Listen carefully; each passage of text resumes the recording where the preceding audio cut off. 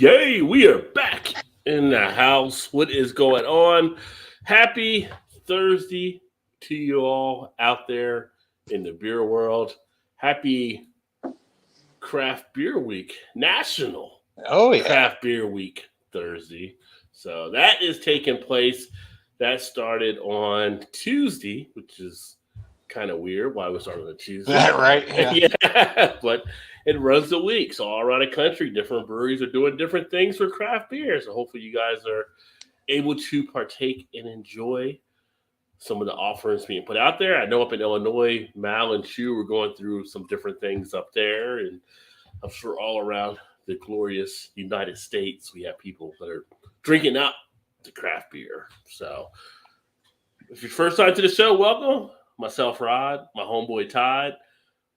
Some breweries call Rod and Todd beers. I'm going to get into that right now. I'm just saying, That's right.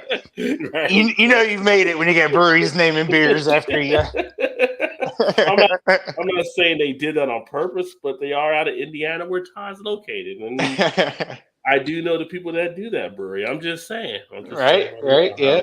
Coincidence? I think not. I haven't seen a royalty check as of yet. Yeah. That's all I'm saying. So it's in the mail. You know, the U.S. Postal Service is way behind on things right now. So you know, way behind.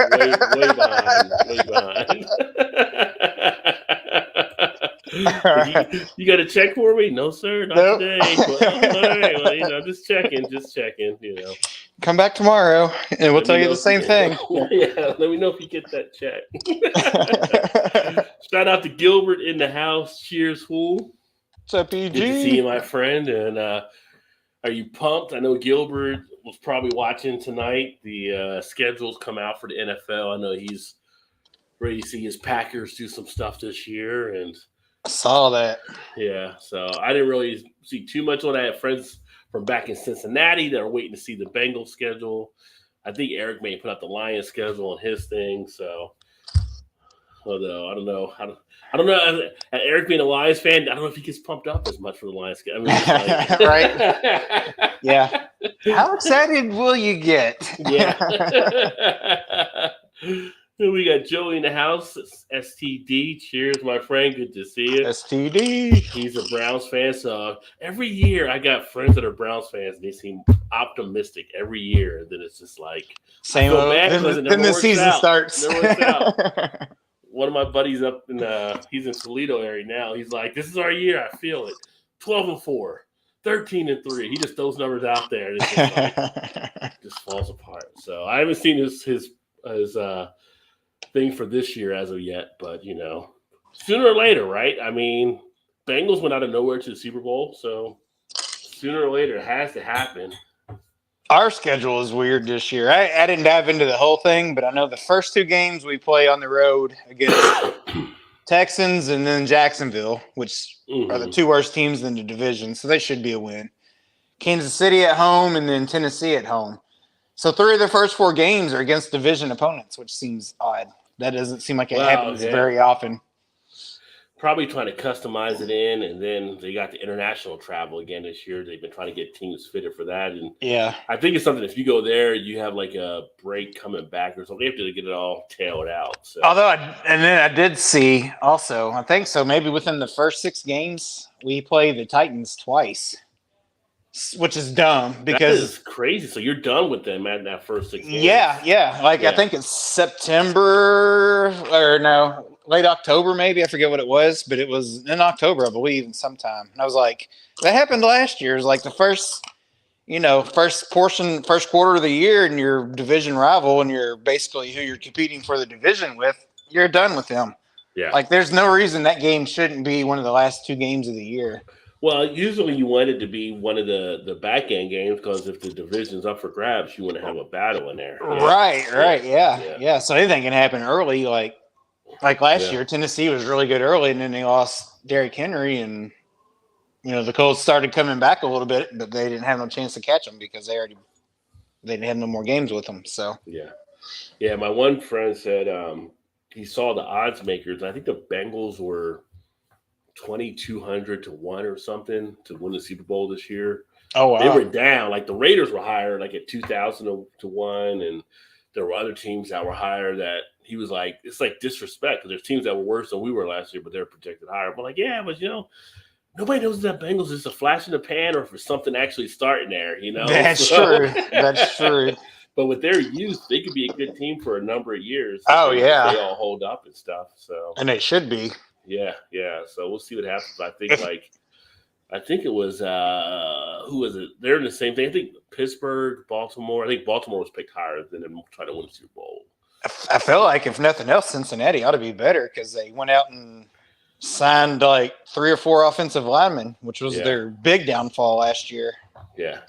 But we know Cincinnati sometimes has some off-season issues that, True. People end up in clubs and shit like that, or, end up being in bad situations. And it's like, what happened here, So that just happened today to one of the Denver wide receivers. Yeah, Denver wide receiver. Yeah. Like, I don't know what he did. I didn't see the article. I just saw he got arrested while he was in Colorado. Yeah. I'm making that much money. I ain't doing shit. I ain't leaving the house at all. I'm like Amazon, everything, DoorDash, everything. I am not going outside. No doubt. Not even going to give myself a chance to get in trouble. Not even a chance to get in trouble. Not even crossing the street at the intersection. Well, it's always like the young guys because this would have only been his second year. Yeah. And then you had like the guy last year, for Jackson, or not for Jacksonville, but for the Raiders. Yeah. Which ended up in, for him was a tragedy, but basically threw his life away, Yeah. It's sad to see. Sad to see. Sometimes you're a product of the environment you don't get out of. So that is true. CB in the house, Shooters Riding What's Tide. Up, CB? He's headed into the sun. He's listening. We appreciate that. I'm sure he's going to have a little conference in there with Willie and Snoop as he enjoys the herbs, so to speak, in the sauna. So enjoy, my friend. The Pack had a great draft and free agent signings, but I hold my breath after that playoff game. So, yeah. Well, your biggest thing is getting past Tom Brady, probably. Like, oh, Tom Brady's out. We got a chance. Wait, he's back? Oh, shit. All right, well. We still got a chance, but maybe not as high as a chance. Browns are 1,800 to 1 better. Yeah, the Browns are higher than the. It's like, really? Like, the Browns, what do they have there to really go higher than the Bengals? I mean, we'll see who the quarterback issues and stuff, and we'll see who FanDuel has at the moment. I got to log in, so you can go ahead. But what up, Trez? Trez in the house. What up, fellas?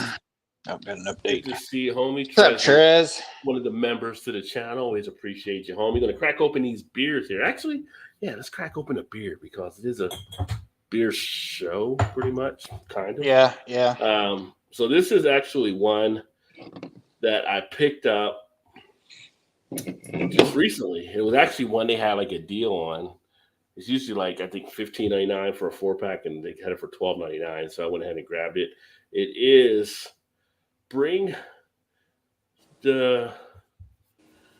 you can make out those words, ruckus. We haven't hit the 9 o'clock hour yet, so and Shannon's not here either. Yeah, so. She's not here yet. So 9.99% ABV on this one here. It is a double India Pale Ale. It is double dry hopped. It is done by Oliver Brewing, which I've been having a few of their beers. They are here local in Baltimore, so they do a pretty decent job. Oliver Brewing Company. And looking forward to see what this one actually tastes like. It says, bring the motherfucking Rawaka. Is a double dry hopped, double IPA, hopped with Citra and Rawaka. Oliver Brewing Company has been proudly brewing craft beer in Baltimore, Maryland since 1993. Keep cold, drink fresh. And that's what I actually did here. And it did have a date in the bottom of the can, a little bit smudged, I think. But I think it's like February 27th. So this one, just over a couple months, but it should be in good shape still. And looking forward to cracking it open. I think that's taken too overboard sometimes. With the dates on stuff like that? Yeah. I mean, it comes into play for sure, but Oh, you get some people with the double IPAs. Oh, I got to drink it right now. I got to drink it right fresh. Right. I mean, the brewers will put on there. Oh, it's good, like 6 months out still. But I was gonna say, yeah. I mean, the whole purpose of hops was to keep it, from going bad for a long period of time back in the day. A nice tropical citrus note on that one there. So it's got the pineapple yellow color. Kind of looks like I'm trying to get the right cameras. I got more than one camera on here right now. That's a grapefruit juice or something. Yeah. It's definitely kind of like a banana peel type yellow type color. Yeah. Head's pretty decent. Head's got a nice head on it, nice foaminess.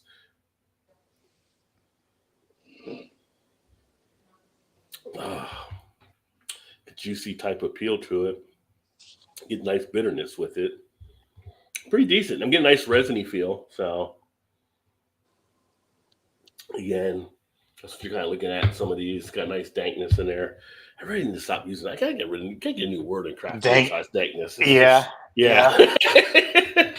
I've always thought that too, but it always just keeps coming up anyway. It's like, I guess you're just so used to it. I don't know. It's got to jump the shark at some point where it's just you don't use it anymore. But it's nice. It's nice. You get like a pineapple, tangerine, orange, grapefruit, kind of that typical tropical citrus type fruit bowl. It's got a little bit of that creamy base into it, so they probably use a little bit of lactose in there as well, I would bet. Lactose sugar or something. But it's not bad. Not bad. I am cracking open. I went the other way. I went with the stout. This is one Big Daddy sent us. The last can I have from him. Roll Your Way Imperial Stout. 10.5%. It is brewed with cinnamon and vanilla from Hot Butcher. Big Daddy special.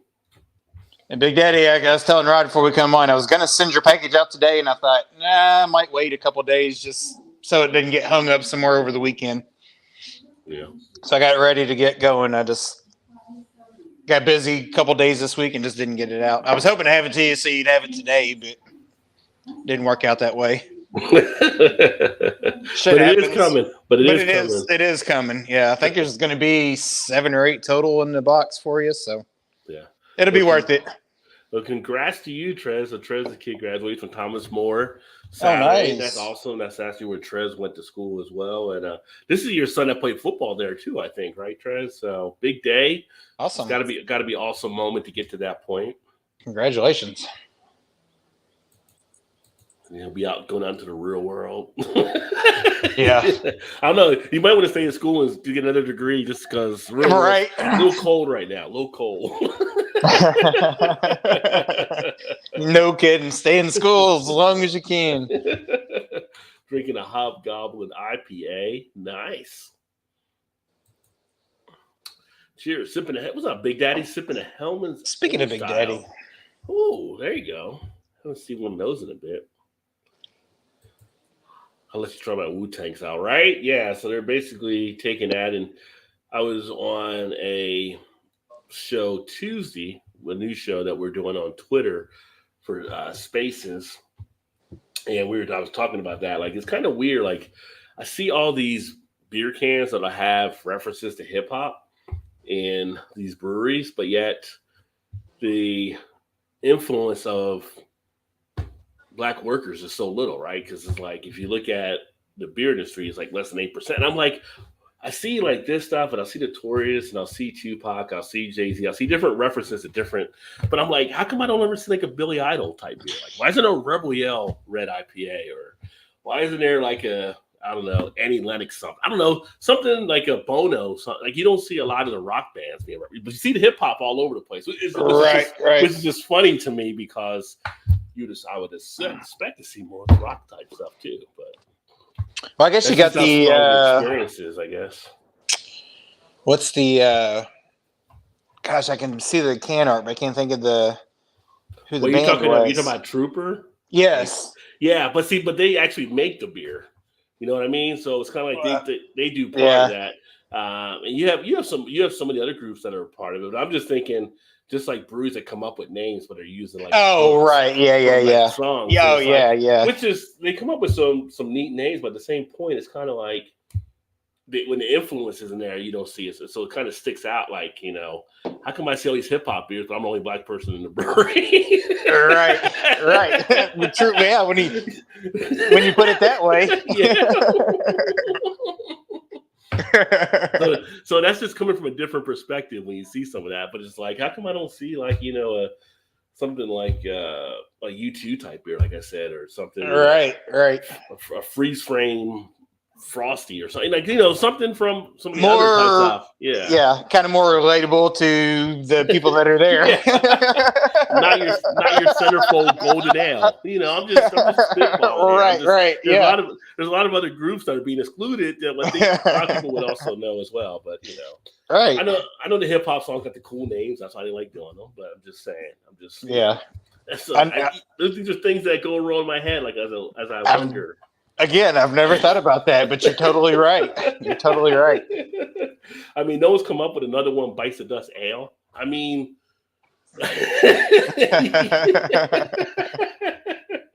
crazy little thing called Love Stout. I mean, these are just different songs. You can do all that, that can be out there doing stuff, but it's just funny. So, just those things you notice. That's why it's always like we talk about diversification and some stuff, because there's people see things different than other people see them, and it's kind of like, how come you don't do it this way or do that way? You're like, oh, never thought about that, Right? Yeah. Drink with me, fellas. At work, taking care of people. Definitely, Trez. We definitely will have 1 or 2 or 3 for you. I don't know what the number's going to be. Who knows? Shannon shows up and gets ugly. So, why put a limit on it? Actually, thought she might. Yeah. Take it easy. Actually, thought she might join us tonight, but she didn't get home until it was probably 8:15 or so. So, is she in bed already? Yeah, she's laying in bed. Yeah, she's getting soft. Watching TV. So yeah, she's watching this. You're getting soft, Shannon. You're getting soft. I said you're getting soft.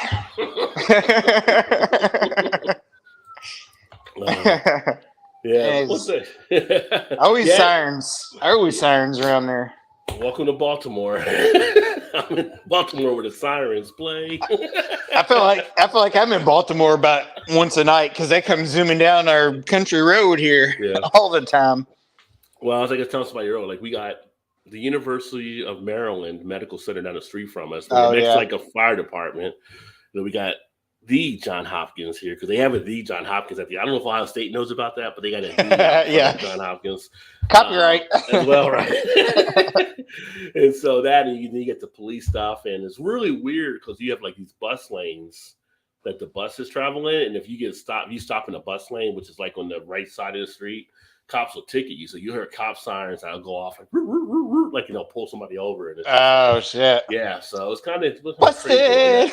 Yeah, but it's a pain in the ass when you order DoorDash because the DoorDash people have to run in real quick, otherwise they'll get a ticket or something. And so then we have to go out to meet them sometimes at the car to get shit.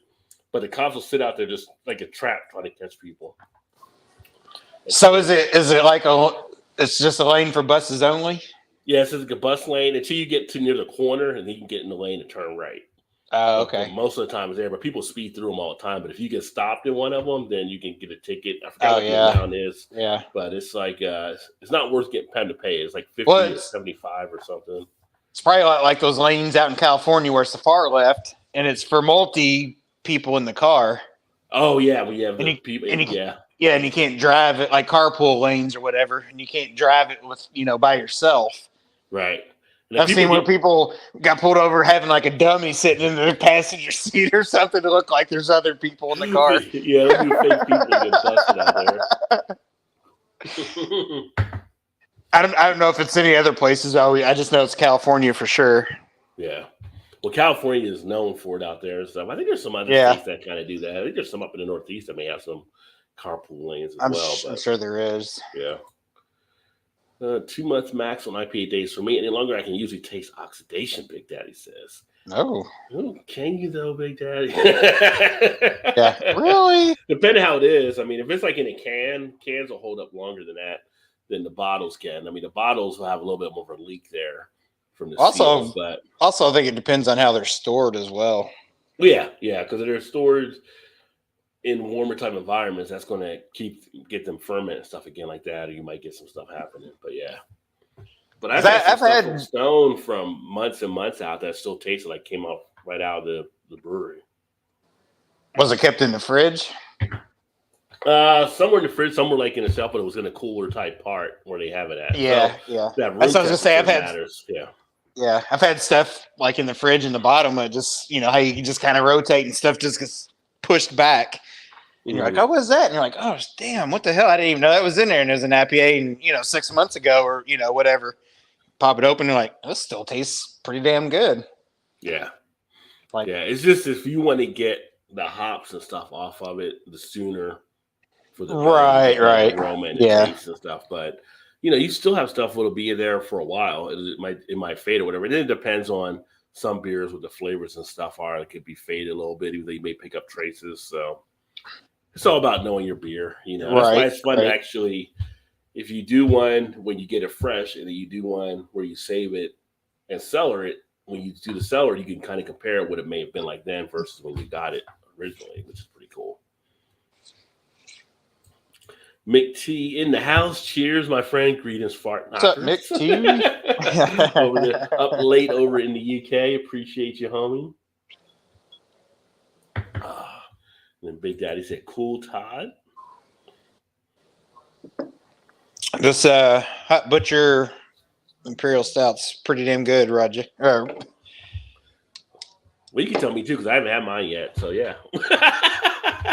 I was gonna say I didn't. Well, I saw Rod's on there for cheers, and this just stuck in my head. This is only his first beer, folks. Yeah, but Rod actually house. Cheers, homie. Tastes like a cinnamon toast crunch. Oh, really? Chocolatey flavored cinnamon toast crunch. Yeah, I need to run those reviews and stuff on those and everything. Gilbert said, "Hip hop when pop once 2001 hit the purse." It was probably a little bit before then, even like in the mid '90s. It was kind of like some of the things that you would hear from some people that knew songs like, "You know that song?" So yeah, all that comes into play. When it's funny, some of the songs you hear like today on the radio, they're all like songs that were old songs, compilations or whatever, that from original artists or whatever. I was like, huh. There's actually a couple songs I can't think of what they are. I didn't even realize that they were remakes of older songs. Oh, you mean like from the beat and everything? Just the musical part of it, not the lyrics or anything, but just like the instrumental and stuff. It's like, oh, okay. I didn't even realize that until you hear the old one, then you hear it again, and you're like, oh, okay. Now I get it now. Let's see. Yeah. There was a TikToker on TikTok that she does that a lot in her videos, like plays like imitates like her knowing a song, like her kid knows the song but knows the song from a different version. Oh yeah. And she'll play the old version, do what it was and stuff. So yeah, a lot of people know. It's funny, it was a story about P. Diddy. Or is it Puff now? Or is it just Sean? I don't even know anymore. All the above. His Missing You, when it came out, his kid was like watching a Sting video and saw the Sting original. And she's like, the kid's like, "Dad, they stole your song." Like, no, the other way around. He was like, "No, actually, Daddy stole their song." Yeah. So. That's funny. Yeah, but some people just never heard of the originals and some stuff. So yeah. I'm trying to think of what the song was I heard on the radio, and then later on, might have been a YouTube video. I don't remember what it was, and I was like, it was redone like 3 times. What not the original song, but just the music of it. Mm-hmm. And I didn't realize it went back as far as it did. It was like an old group, and I was like, oh shit, I didn't even realize they were the first ones that did it. And I knew that, like, I can't think of what it was, but I knew each stage of it. And I was like, oh, shit, didn't even put the 2 and 2 together. Like, interesting. But it is interesting when you start diving into a lot of those. Was the group that did it, like, back in the 80s or 90s? Or I'm thinking it was even like in the 70s. 70s or 60s, even maybe. It was like a long time, but I can't think what the hell the song was now. And I feel like it was like maybe Mariah Carey or somebody had done it also, and then, or used music, and then somebody now, like currently, or somebody's using the music, but I can't remember what it is. Yeah. Or a couple of years ago, maybe. I don't know.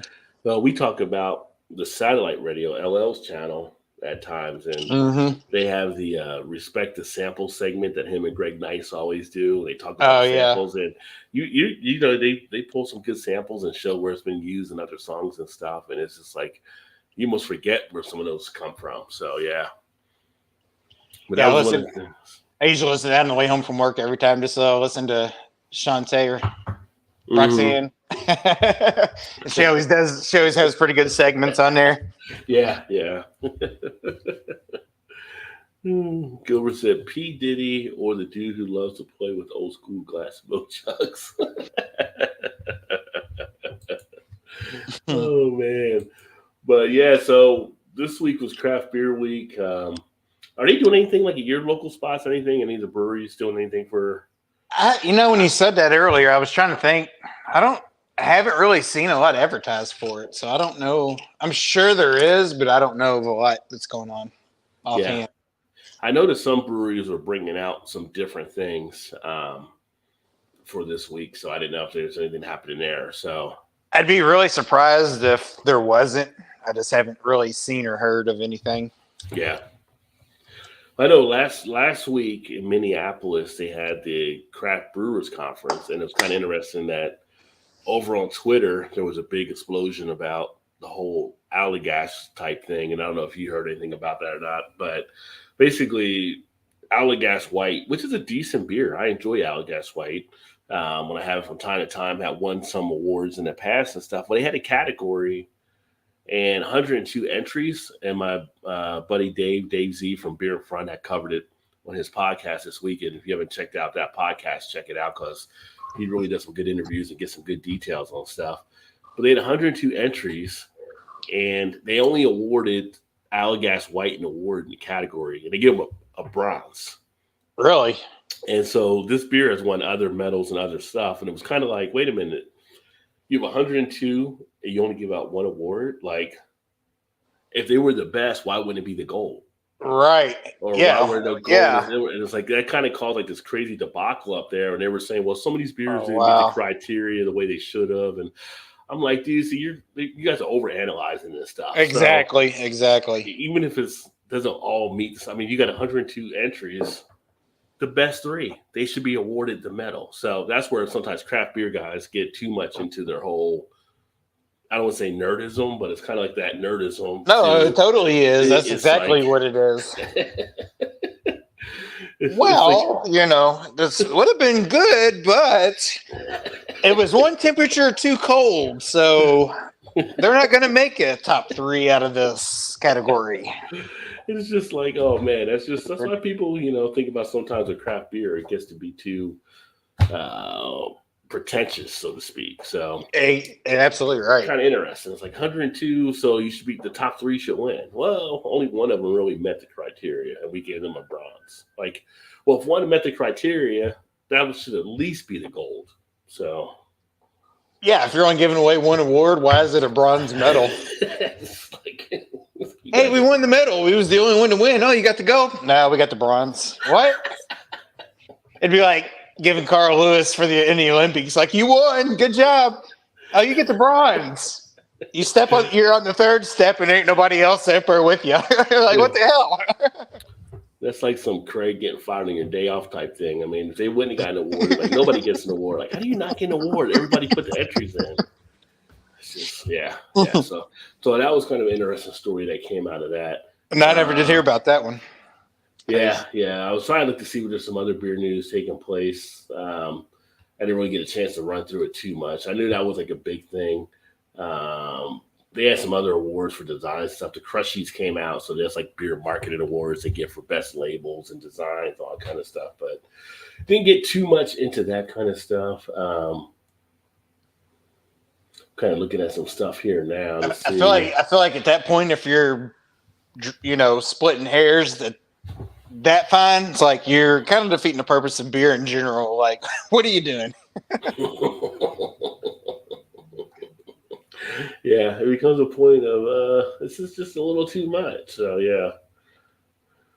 I mean, I guess if it's a competition type thing, you got to have certain guidelines and criteria you have to meet. But still, it's like, come on, man. Yeah, it's like loosen up. I mean, it's all about the beer. So You're not trying to cure cancer. You're just trying to get people drunk. yeah. And I'm pretty sure all 101 of people that entered could do that. Doesn't matter.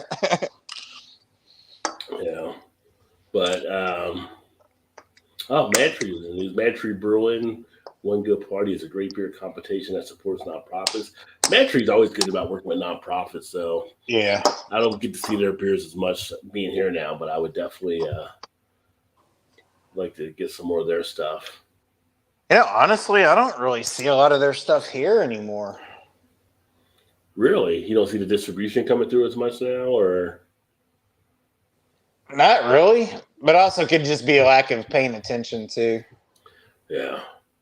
I'm kind of up in the air on like where to go to buy beer anymore because which I told you before, the two main stores I went to, one I don't know what his nationality is, Indian, whatever looking guy, he has like 8 liquor stores now and he's bought all the ones locally. So he basically it's a whole thing. Owns them all. Yeah. And since then, I don't know if it's in my head. It seems like the beer prices have really went up at these places.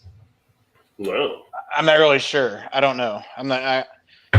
Although we are getting some good distribution on stuff that we wasn't getting before, but I don't feel some of the distribution of stuff that we were getting, like Mad Tree, for instance. I don't know if we're getting as much of that type of stuff as we was. Right. Yeah. I also don't frequent them as much as I did, so I'm still kind of like trying to figure out where to go to buy stuff. Yeah. Well, you still get like a lot of Braxton and stuff down there, and Rheingeist and everything. So, and I'm sure we are seeing just the same amount of Mad Tree as we was. I just don't look for it as much as I used to when we were first getting it. It's probably more the problem than anything, I would say. Yeah. I mean, you know how it is. You see something, you're like, oh, it's all good. You know, you start seeing it and you're like, oh, get it. And then something else new comes along and all of a sudden those things start getting pushed aside and you just kind of quit buying them or even kind of paying attention to it. So I shouldn't say we don't. I just don't look for it as much as I used to. Yeah. Big Daddy said he switched up to Voodoo Ranger Juice Force. I actually have a review upcoming on that beer, so I haven't uploaded yet. So I'll be on the channel. That's actually not a bad beer as well. So my first one going back into the Ranger in a while. It may have been Big Daddy. Wasn't somebody drinking that last week on the show? I don't know if it was the Ranger or a different one. That was. I don't know. I mean the Juice Force. There was Juice Force, and there were some other ones they have had too. Right, yeah. Because it seemed like we started conversating about that line of beer or whatever. Oh, but yeah. But this beer is pretty smooth. It goes down very nice and easy. Last night I had a couple of beers over on. We did the Lags and Libations and Lost Saves show. Lag Libations and Lost Saves. That's the other channel that we're doing now where we have libations and it's all about video gaming. So we did video game news, had a blast at. Last night I had, if you haven't seen it out there yet, the Claw Brewing, their new pastryarchy is a cherry cordial stout. Oh my god! Ooh, is it good? Yeah, it's really good. I haven't seen that one. I wasn't going to drink another one tonight. I was like, nope, I'm going to take a break from it because it's pretty good. Oh wow! And I had the New Holland Dragon's Milk, their one that came out with. So that one was pretty good. Had chilies in it and cinnamon. I would say Madagascar vanilla beans. It's really tasty, really smooth. So another one to check out. Did you pick up a 4-pack of it, or? Yeah, like Dragon's Milk is one of those ones. Whenever I see it, it's like just oh yeah. Yeah, it's like I've seen it here at one of the stores I was talking about, but I don't know what they were charging. How much did you pay for it? Do you know what the price was of it for you? For the one that I got, I want to say it was like $14 or $15.99. I can't remember offhand. For the 4-pack? For the 4-pack. I think that was it. Okay. I've seen some of theirs before though, like when I was back in Kentucky. I think $17.99. I was gonna say, Yeah. I'm about to look. Well, also, which I don't really like to buy a lot from them, but there's a Total Wine like 2 stoplights down from where I work at over in Louisville. Yeah. And they're okay. I mean, you can get some decent stuff there. You just, like you said, like we've said before, you just kind of have to look at the labels for sure there on their IPAs and stuff sometimes. You can get some old stuff that's been sitting around a while. Yeah, Total Wine. I went back to the one we had here again. I'm just not overly impressed with their stuff. Oh. But they did send me a thing like, hey, $2 off a 6-pack if you use this, and some other things they're sending. So it's kind of like that big box store type things they try to do. Yeah, I need to, next time I go in there and they ask me, I'm going to go sign up for their rewards thing. Yeah, that's what I did. I just signed up because I was there. But because last couple times, like, you got a rewards. I'm like, no, do you want one? I'm like, no. Then I'm like, why don't I get it? Because it's just down the street. Like, I can literally just jump over there at lunchtime and just go tour for an hour, while kill some time if I wanted to. That's what my brother, Shannon's brother, that's what he does. He'll go over there sometimes because there's one by where he works at, which was kind of weird. There's like 2 Total Wines within, it's less than 5 miles. Like one right by where he works at, which is like 2 exits up from where I work at. Yeah. So there's one by him and there's one by me. So he'll stop there and he's like, yeah, I'll get the rewards thing so you can build up points or whatever. And you get, $4 or $5 off your next visit or spend so much money, you get a couple dollars off or whatever it is. Like, oh, okay. So I'm going to try that. You would think they would spread those out more. So kind of interested that they're that close. The one that I have here is like in Towson, which is like 20 minutes from here. And I heard they were putting one over here.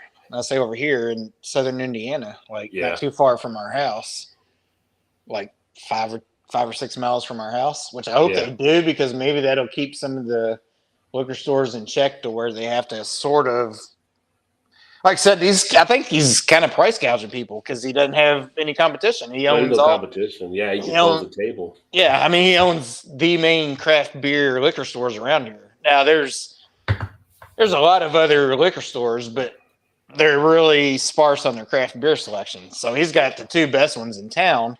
Yeah. And he owns them both. So there's nothing to keep him from not jacking prices up. What's anybody going to do? You know what I mean? Like, go to Louisville, I guess. Yeah. So I'm kind of hoping there is a Total Wine that comes in just for that reason only. Like, they may not get the same stuff that he's able to get, but it might help with some of their pricing. Right. And a lot of that could just be in my head, but I've heard various people say, well, her brother actually lives right down the road from one of the stores that I'm talking about. And he said the same thing. He's like, it seems like their prices have gone up since he's taken over. I'm like, yeah, they may have. Yeah, it might have been because of lack of competition. So I don't know if it's the timing with the COVID and everything going on because he kind of took it over a couple of years ago. So I don't know. I'm not sure what the deal is. I just think it's more because he doesn't have any competition to fight against. Of course, the other thing could be the rise in prices we're seeing on everything else with the inflation right now, too. Well, that's what I meant. I didn't know if that was maybe the cause of it or he's just doing it. I'm not really sure. I haven't really been able to put my finger on it yet. But it was Big Daddy. He did have the Voodoo Ranger last week. FACP, cheers. Great to see you again. They had the Total Wines all over California. That's where they originated. Yeah, I knew it came from out west out there. But, yeah, when I go there, it's always I got a date check like everything for the most part. I mean. Now, I will say, if you go to Total Wine, at least around here, if you go in there to buy liquor, they're easily cheaper than any place else. Oh, the liquor is cheaper? Yes. But don't you have like Liquor Barn too? Yeah, we do have Liquor Barns also. Is it pretty competitive to them or? Yeah, probably. They might be a little bit better on their spirits and stuff. Yeah. Beer wise, they're probably pretty competitive, I'd say. Liquor Barn bought Depths that I took you to before we were in Northern Kentucky, so that's interesting. They bought.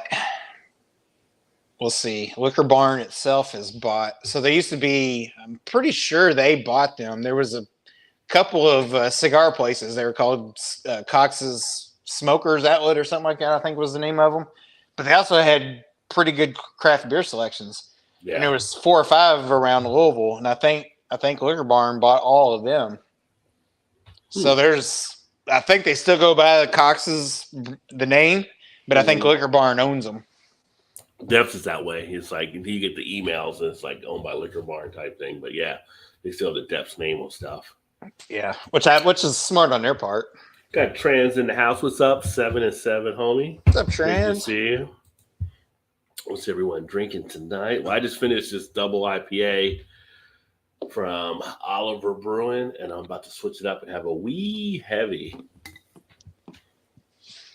I am drinking an Imperial Stout.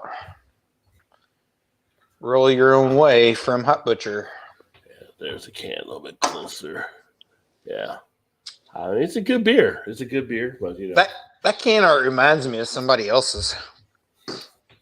Does it? Especially when you turned it around and it had the writing like sideways.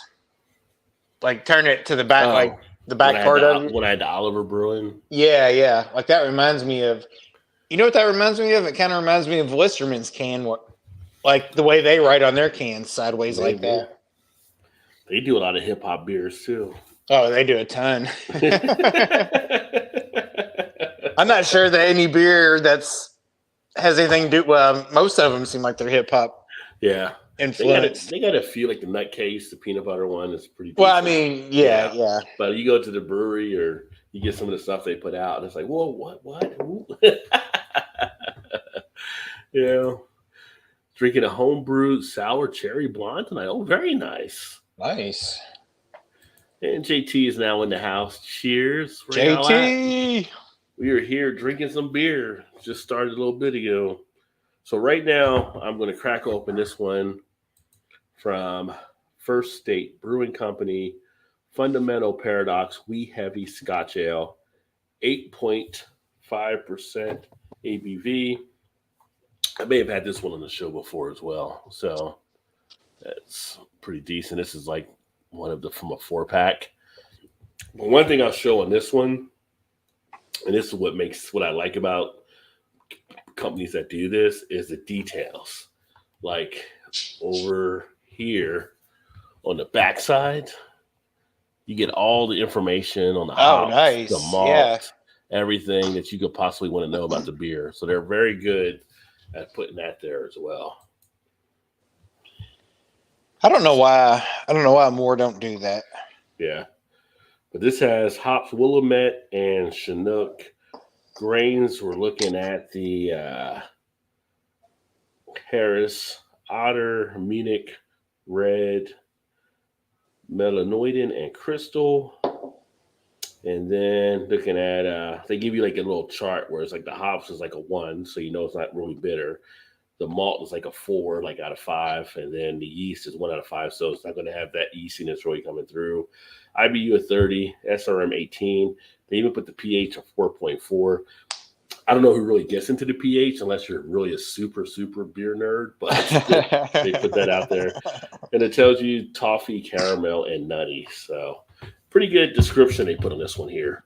Nice. And I've had one of these, and I can tell you that it is a tasty beer. And the review will also be up on the channel at some point here, too. Like, all these reviews I'm working on, but I don't want to overwhelm and, like, do a big dump and stuff. So, right, trying to roll them all out there.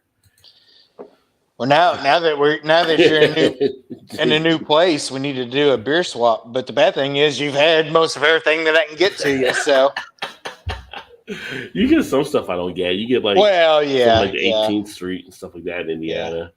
Chance that I'm in bed drinking beer. What about you? Drinking American Classic Premium, born in the land of sky. Hams.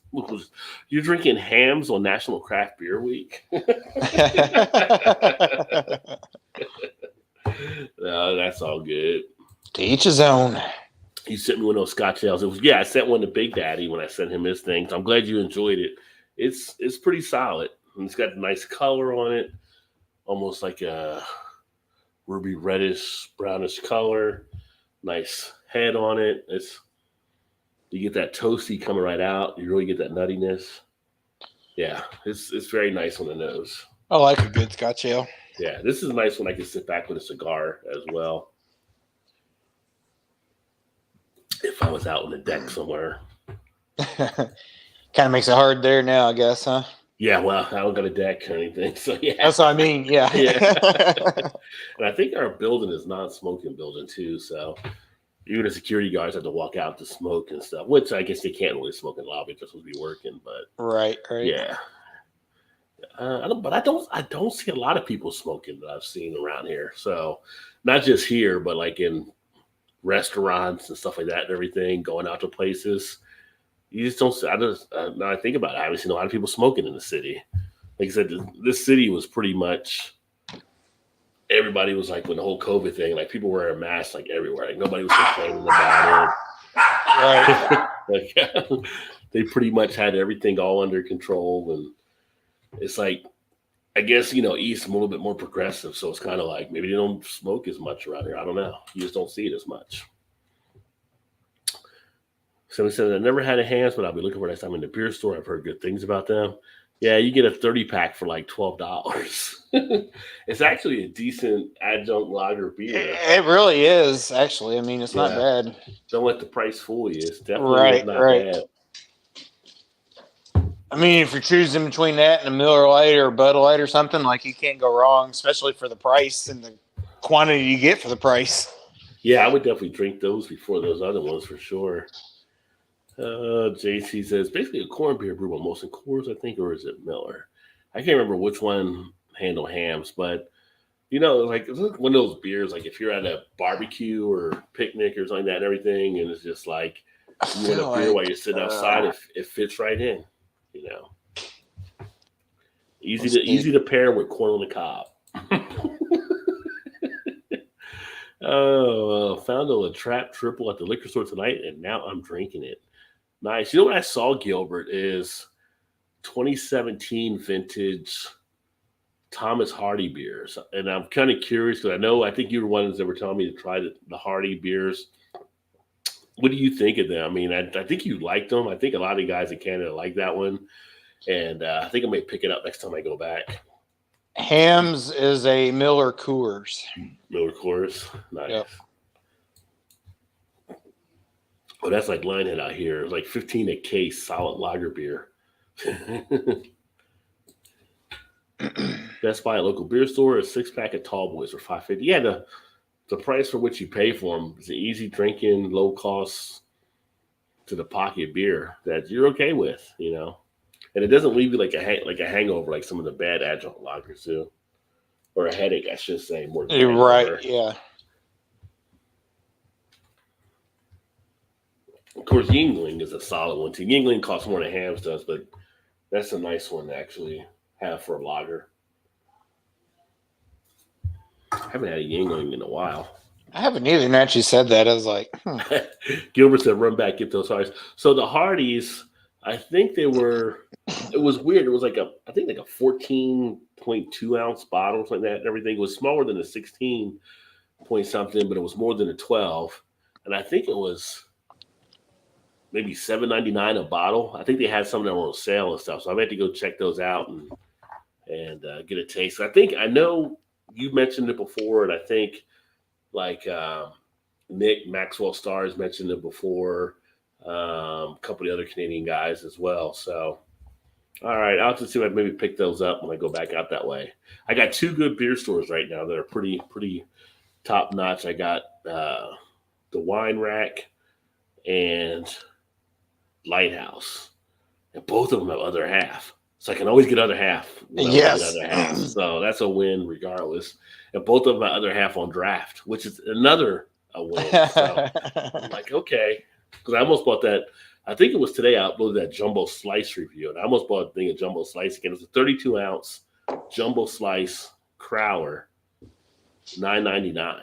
I'm like, are you kidding me? Like, no doubt. Who does not want to get this? I'm gonna have to Venmo you some money and just tell you to send some other half my way. I'm like, this is awesome. Like right out of the tap, nice kegger. Yeah. And so my other place, that was at Wine Rack, and my other place, Lighthouse, they have a few different ones on there as well too, which they're actually really good because they put their stuff on tap, so I can see stuff ahead of time before I get out there. So, But they got. I'm happy finding a couple good places right now. Still trying to get a couple more into the fold. I'm still experimenting and see who has what. But right now, I got 2 solid locations, which makes it great. Still looking for the Rod J Dill place, are you? Yeah, the wine one, they do have some stuff where they do some deals where they'll knock some stuff down. Um, but there's another place called like Aloha Liquors, and there's supposed to be something where you get some deals at and stuff too. But I haven't gone into that. But if I come across some deals, I come across some deals. But they're no Depths or Jungle Gym deals, though, are they? No, they're definitely not the Jungle Gyms deals. Oh my god! It's like, are you kidding me? Like, by the time you get to the beer section of Jungle Gyms, you're glad you got the cart, not like the little basket, because you're going to put some stuff right, into right. it. Yeah.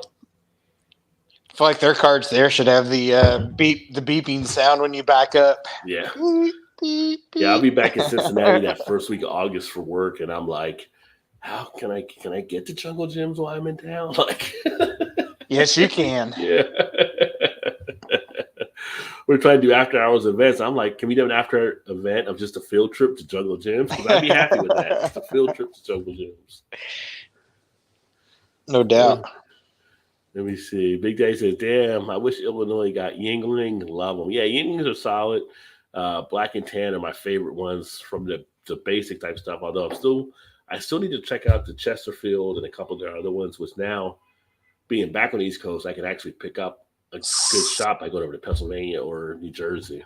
So all the beer that you can get in Illinois, you can't get Yingling there? Yeah, they're still limited on the states they're going to. Big Daddy, it's not too late. I haven't sealed the box. Do you want some Yingling? I can throw in some for you. Big Daddy would like some Yingling. I can do that. I can still do that. Yeah. Yingling is a solid beer. I really like the premium Pilsner. Yeah. Yingling's solid. So silly that you don't get Yingling or New Glarus for that matter.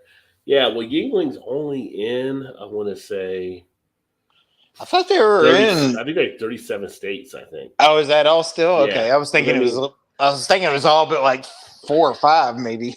They just went to Texas the year before last, I believe. That's September before last is when they went to Texas back in 2020. So, they're not trying to conquer the world. I mean, they kind of just go through the steps they're going through. But I think Eric can get Michigan now. I think they're in Michigan. So it's just funny how distribution works, It is weird. We go from here, but we'll skip these states, but we'll show up over here. Like, how can you be there? You don't even come through, like, right where I'm at. Well, I don't think he's got New Glarus up here, but I don't think you can get New Glarus outside of Wisconsin. I don't think they distro anywhere. You can get New Glarus sometimes at Trader Joe's. I know I've seen some stuff there before. I think the Spotted Cow you can get only in Wisconsin. I thought it was maybe all I'm their. wrong. I thought it was all their stuff. Maybe I'm mistaken. So not like all their sour or tarted beers, that they're known for. Yeah. I always heard like it was like a gas station. Just pull over at your local gas station. They're on the shelves everywhere there, but you can't get them anywhere else, which I always thought was kind of weird. And the only reason why I say that is because in our old neighborhood, some of our neighbors is from Wisconsin. They still had a bunch of family that lived there. So when they would go back to visit, they'd bring us back. John Sharon, it's like they bring back a shit ton of New Glarus all the time. Yeah. Well, not all the time, but every once or twice a year when they would go, they'd bring back a shit ton of New Glarus for us. The Spotted Cow is like one of those beers now that I've had right. it, yeah. And I'm like, it's good, but it's to that point where time caught up with it. So when people talk about how great it is, I'm like, well, now it's kind of like overrated if you build it up too much. It's kind of like it's still a solid beer, but it's not like doesn't stand out like it used to. I'm sure. Yeah. And I could be totally wrong now on New Glarus because, like we were talking earlier, distribution is so finicky where you can and can't get stuff now. Yeah. Transat, Big Daddy, I'm in for a beer trade. So people making connections, connect up. Yeah. Trade those beers. Little 330 milliliter bottles, $5.50 each here where I can find them. Okay. Yeah, so that's what it is. It is a 330. It is little then. Okay. So that makes sense. I didn't know if there was like a bigger size or not for them, but I've heard always great things about them. So I'm, feel like check them out. Hams is similar to Yingling and Old Style. I say, yeah, I would say more the Old Style. I think Yingling's a little bit better of a beer, but the Old Style is another one that's a pretty decent lager. That is a Yeah. good one. Yeah. I do like some Old Style. Yeah. Easy, like I said, easy hamburger, hot dog type beers. You're at the barbecue. You throw those down with no problem, and it's a better taste than if you were drinking some of the other macros that we know of that are out there. The more popular ones, Yeah. let's say. Well, you got good people here, so it can definitely be possible. No, 77, you're only up the road from me, though, I think. So I think 77 is up in Jersey. Okay, I was going to say, No. 77 is in at? PA. He's in PA because I'm thinking PA. Oh, that's right. Yeah. Which is yeah, still so like up the road from me still. So. Right. Yeah. Which we've been getting some Imprint, which I think is in Pennsylvania, beers here. What the hell? Uh-oh. Malfunction.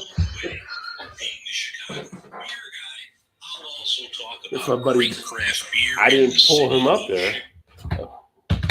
I was going to say, yes. Apparently, Siri's eavesdropping again. Like, yeah. Did you watch the new episode of Beer in Front? But y'all should check out Dave at Beer in Front. He's in Illinois too, right? Chicago or something? Yeah. Illinois. Yeah. Dave getting promos on my damn channel. How's that work out? I'm like looking all around, like, what the hell? Yeah, so Imprint, they're in Hatfield, Pennsylvania, which I'm not sure how close that is to Trans, but. He said the Yingling Hershey Porter is so good. It actually is. It's a porter, so it's a little bit more thinner than I usually like, as Paul would say, little thin PA would say, but it's tasty. And see, for me, growing up in Jersey and going to Hershey Park as a kid and knowing Hershey's, you really feel that Hershey's chocolate coming through. Now, Hershey's chocolate is distinctive. You can definitely get that feel of it. So I do like that one. That one I probably like more than the black and tan, but it's pretty close. Yeah, the Hershey's Porter is good. But I also feel like when it was kind of just floating around as a trial type thing, you can get it, on tap. I feel like it was better than it is now. I don't know if that's in my mind or. Well, if you got it on tap versus the bottle. That usually always is better, but. But, as they mass produce it, they may have adjusted something with it, but it's still a pretty decent one. I prefer it on draft. Yeah, it's still good. Yeah. It's still tasty. And I tell you, if you want a light beer, whether it's the Yingling Light or the Flight, I prefer the Flight myself. It's a good light beer to actually enjoy. Who was I talking to the other day? It was like, don't buy the Flight. Those things are terrible. I don't know. I thought the Flight was pretty decent. That's what I've heard too. That's what I've heard. Yeah. But some people don't like light beer, because it is, it is, say, more watered down or that, but it's nice, crisp, refreshing feel to it, Nuclear in Wisconsin, where they have weird laws about distro. Yeah, but they also drink a lot of beer in Wisconsin. It's like they had the top 10 beer cities one time. I think 4 were from Wisconsin. One thing I was looking at. So and they eat a lot of cheese. I mean, cheese and beer. What can go wrong, right? The cheese backs you up. The beer knocks it out. So it all comes out in the end. England is all South Illinois, no New Glarus outside. Okay, so you can't get outside of Wisconsin. But where did I have it before? I thought I had some New Glarus. That's what I was wondering when he said it. I was like, yeah, maybe you did, but maybe somebody sent me something because I'm not in Wisconsin. But I have to go back and look at myself. Yeah, me and my buddy the Snowman are borrowing a big rig and bringing some case of New Glarus to Chicago. Look out for Smokey, little Smokey the Bandit reference there. Which in the movie they were running the Coors Banquet. Yeah, that's right. It was funny. When I was at the store this week. there was a person looking for it. She's like, she didn't really know her beers much because she was asking the guy, and he's like, "What are you looking for?" And she's like, "It's supposed to be like this banquet type thing or whatever." And I was like, "Oh, Coors Banquet, yeah, we have it over here." Like, we got all these other great beers here. She's coming in for the Coors Banquet. Yeah. But he's like, "Yeah, we only have it like in a 12-pack or something." He said, "Like, yeah, because if you're going to buy it, you might as well buy a bunch because you're going to need them." Right. Yeah. I have an uncle that still have original Hardys in the cellar, 90s and early 2000s. Oh, wow. Oh. Now that would be interesting. I didn't even do a workout. Watch my thing said end workout. I wasn't working out. I got Apple Watch acting up. I got Siri acting up. It's like the what the hell was that movie when all the machines come to life? Yeah, that was Who Made Who. When all the trucks and everything. Stephen King movie. Yeah. God, what the hell was that called?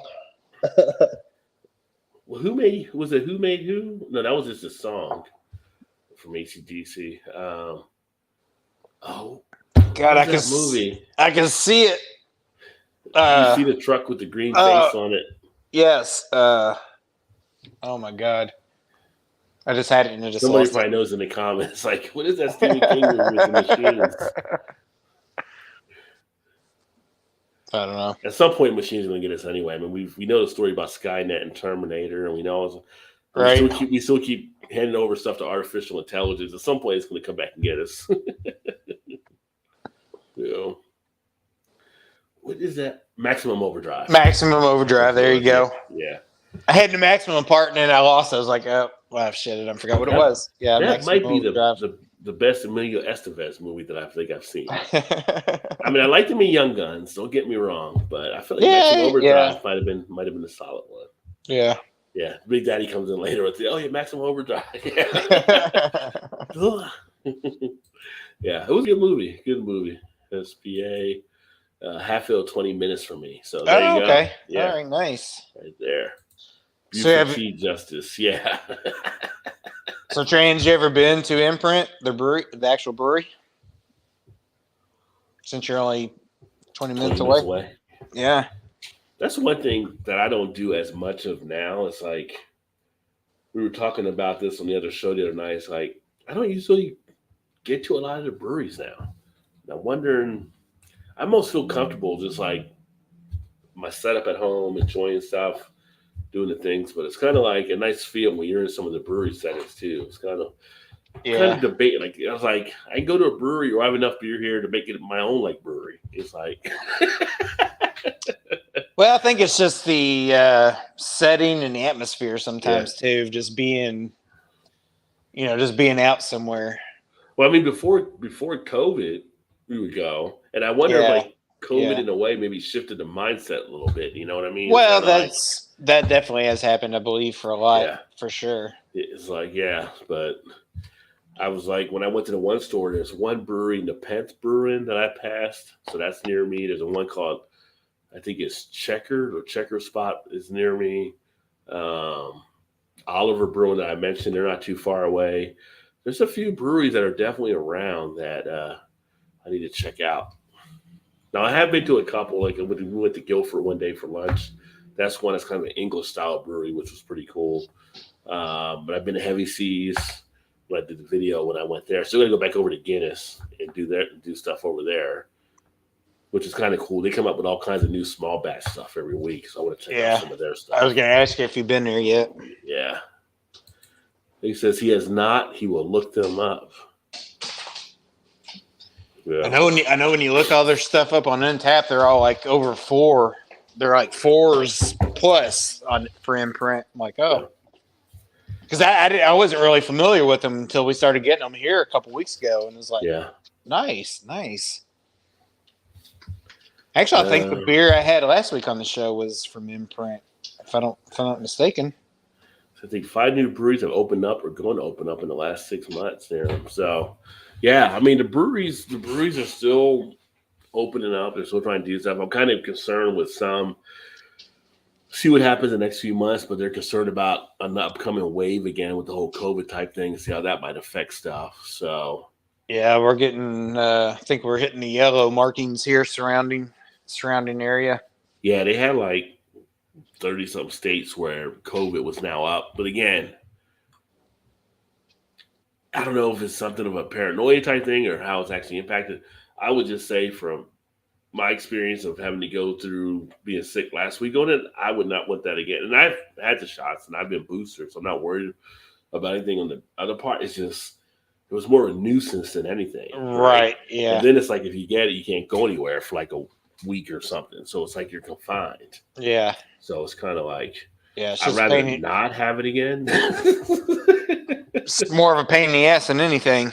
Yeah. For those reasons. Yeah, I mean, a good thing I didn't lose any not hearing, but lose any smell or anything along those lines or taste and stuff. So, like I said, it was more mild. It was more, not even really too much, like maybe a little tired, a little fatigued, but didn't have really headaches and stuff like that. Like I mentioned, Dave from Beer Front, he's still fighting through stuff where he had it, and he had to go through all kind of scans. He just got his taste and aroma back. He mentioned this week, and he probably got that like 5 or 6 months ago or something.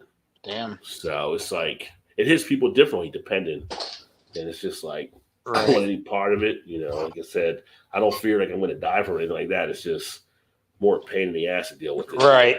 Right. All right. So, I'll be right back. I'm going to grab another beer real quick. All right. So the LA Chargers released their schedule with a cool anime trailer worth the search. Well, that's pretty cool. So they brought a little bit of artistic type feel to it. I wonder if anybody's releasing their schedule with like NFT or something, But speaking of NFT, so here's something that's interesting, JT, for you and Big Daddy. In Illinois, Goose Island is releasing some beers with NFTs up there. Now, the NFTs cost, I forgot what Dave said on the beer in front. I want to say it's like $400 or $500 or whatever. And you get access to certain beers and stuff if you get the NFT. But that's something that Goose Island's actually doing, which I figured at some point there would be some breweries that would get into that part of the crypto game as well. But I feel like the NFT to me is still going to be like at some point like the pet rock from back in the day. It's going to go away at some point, and it's just like the way the pet rock was a fad. So interesting. Rona's here to say, oh, it definitely is. It's it's funny. There was a speech that Biden had done maybe a month or so ago, and he mentioned on there like we're through the pandemic or whatever. We're not through. I mean, it's not going to go anywhere. It's still here. It's going to still emerge. So it's kind of like it'll be like the flu, in my opinion. We just learn to live with it. We have medicines for it or whatever like that, and everything. We go from there. So it'll be just one of those things. You can't put it back into the bottle. It's already out. So that will be here. What beer did you get? Oh, you're still muted. Sorry. Tuck Rule from Mile Wide. Oh, Mile Wide. Yeah, I haven't had Mile Wide in a while. It's a New England IPA, which see, that's like beers. Like I don't get Mile Wide, so that's like beers I don't get. Yeah, no, I can definitely come up with a bunch enough to send you your way. Yeah. Speaking of Tuck, well, now that you're out there, do you get High Wire still or no? I have not seen High Wire. So I have not seen High Wire. So, but I feel like it should be around somewhere because they're out of North Carolina. So right, yeah, that's why I was wondering. If I would go to Virginia, I'd probably see it or something. Yeah, I mean distribution. But, yeah. Who knows? But speaking of the Tuck Rule. Did you see the ESPN with Brady and Woodson? They did ESPN. They did an ESPN thing, like a 30 for 30, like 3 or 4 months ago, and it was like Woodson and Tom Brady, and they were going through talking about the Tuck Rule. They were talking about the whole thing, and they were at I think Tom Brady's house.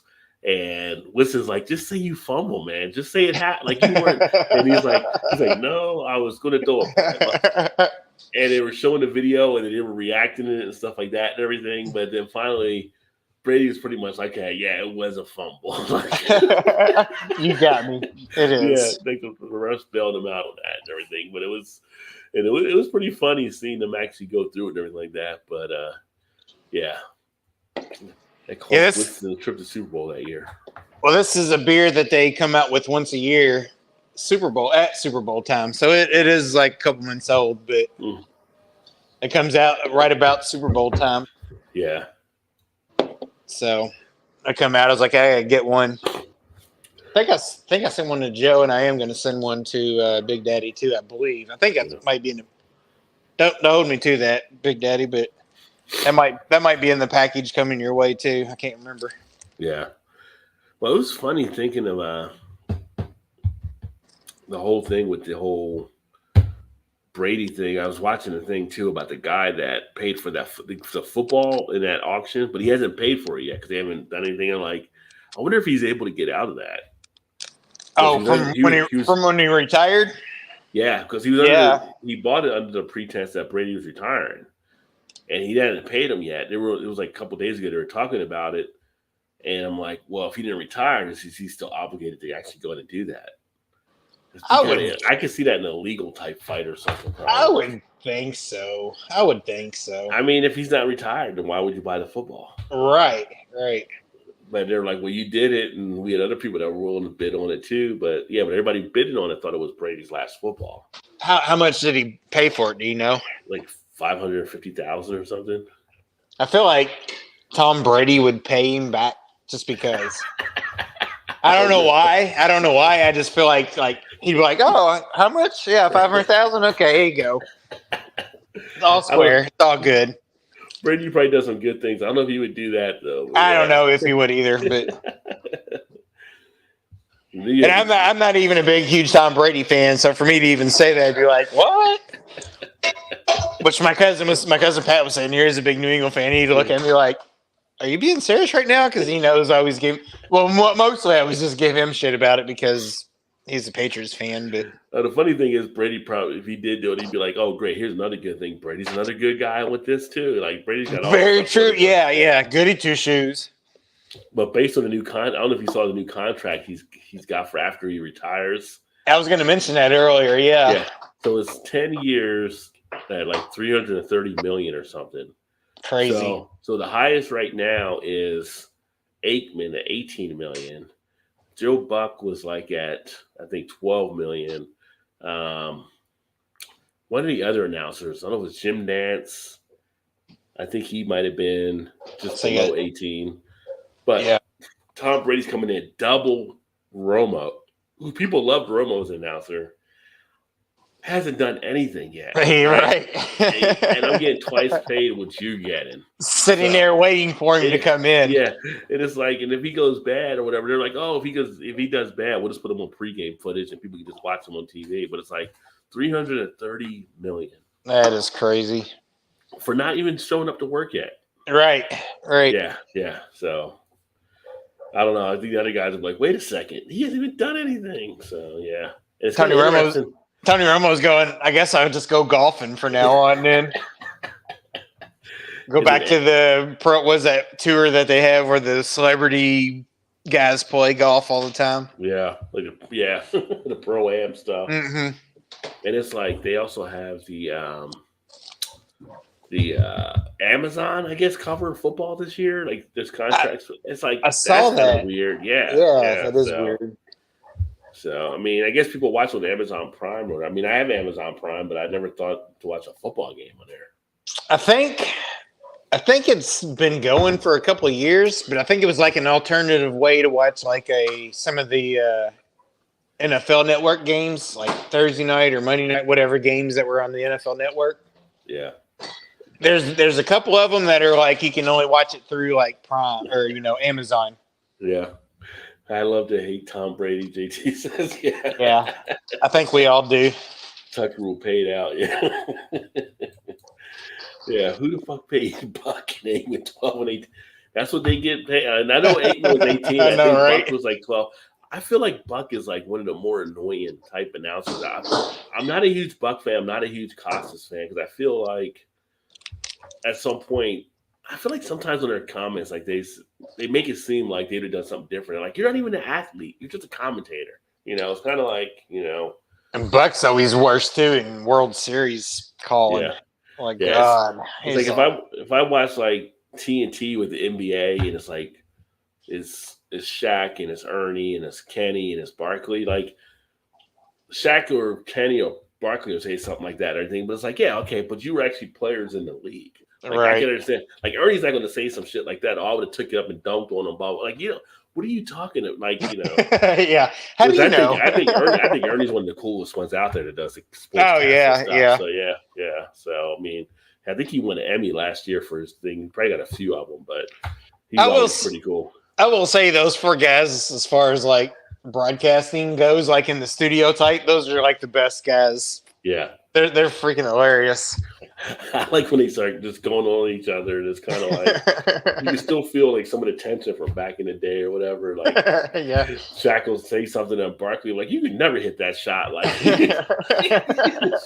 don't tell me what I can do and can't do. Like they start going back and forth. And Kenny's always like the peacemaker.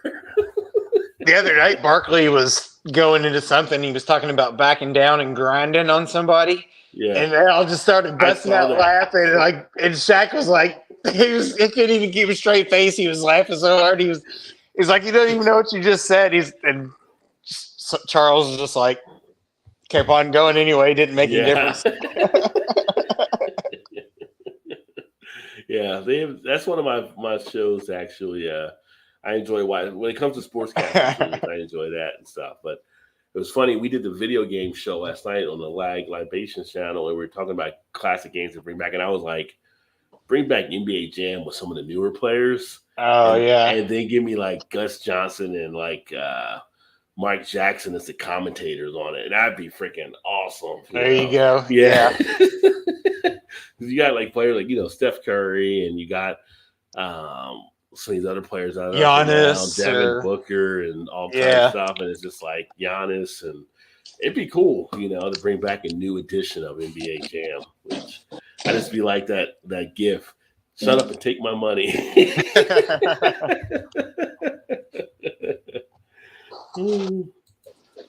See, Buck's okay. The guy who knows me most of Collinsworth doesn't know me. Collinsworth was listed too. Collinsworth is like 12 or 14 million or something he gets. He was in the mix as well.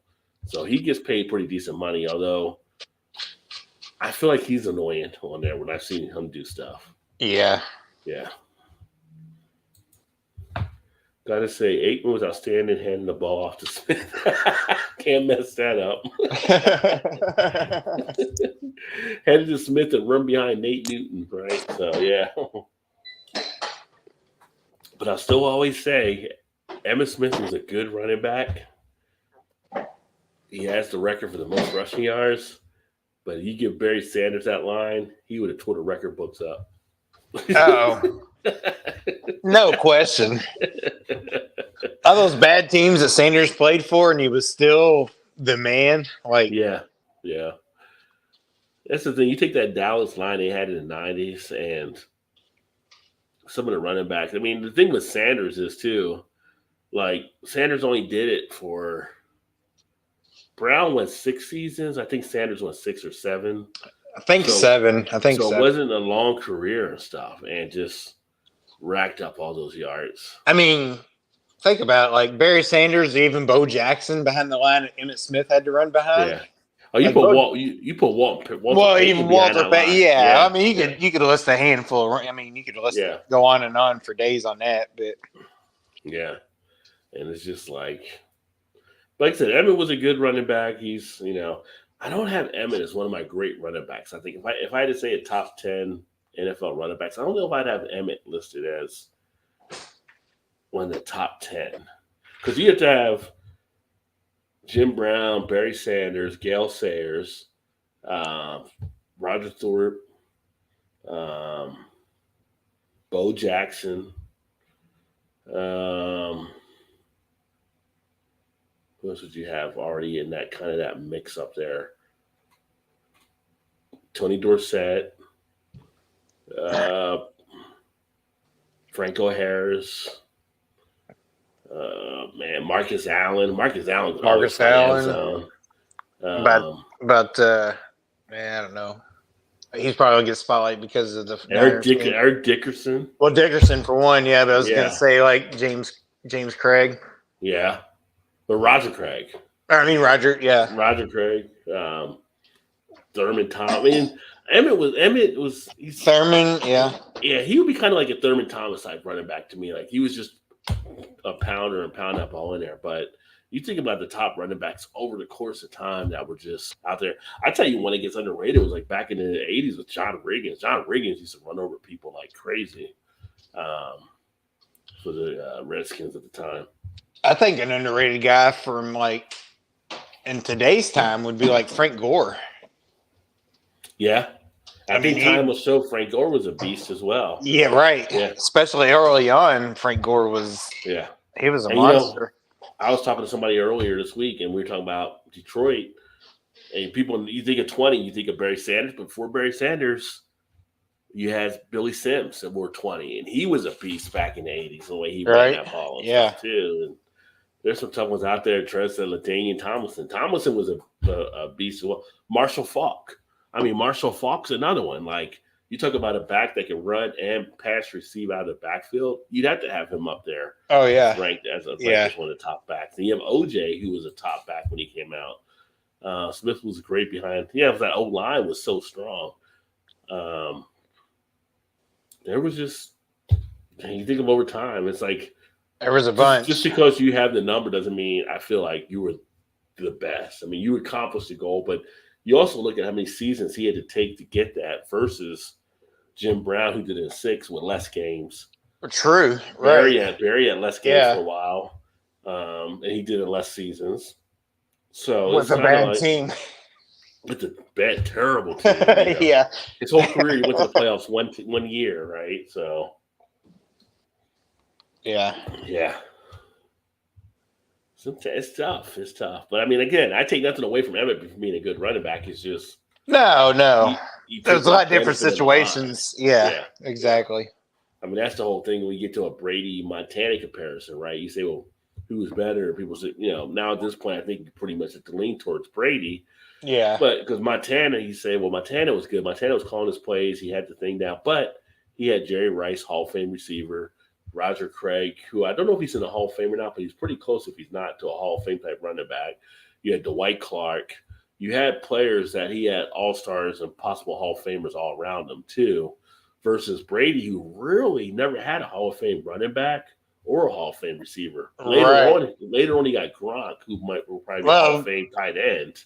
He had Moss early. He had Moss. He had Moss for a season. Moss for a season, but he was already doing stuff before he had Moss. But honestly, for me, that made me kind of start. Not that I never thought he was good, like he was great, but to me, what set it apart was when he won the Super Bowl with Tampa Bay.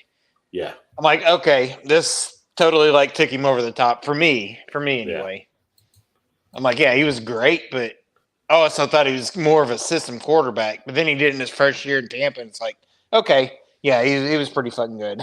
Yeah. Maybe it was all him than, Belichick. Yeah. Well, Trez mentioned Priest Holmes. Priest Holmes is solid as well. Priest Holmes, I had a couple good fantasy years with Priest Holmes as my running back. So, yeah. He was like that Marshall Faulk. He was getting the passes and he was getting the run. So he was like a double threat. Yes, Priest Holmes, yeah. Yeah. Even before him, what about Christian Okoye? Yeah, Christian Okoye and the Nigerian Nightmare. He was short-lived. His span wasn't very long, but his short time, he was a monster. Yeah, well, you go back, like I said, you got Terrell Davis. Terrell would have to be.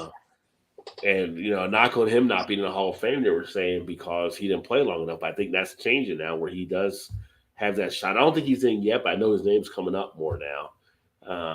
But he was what he actually done.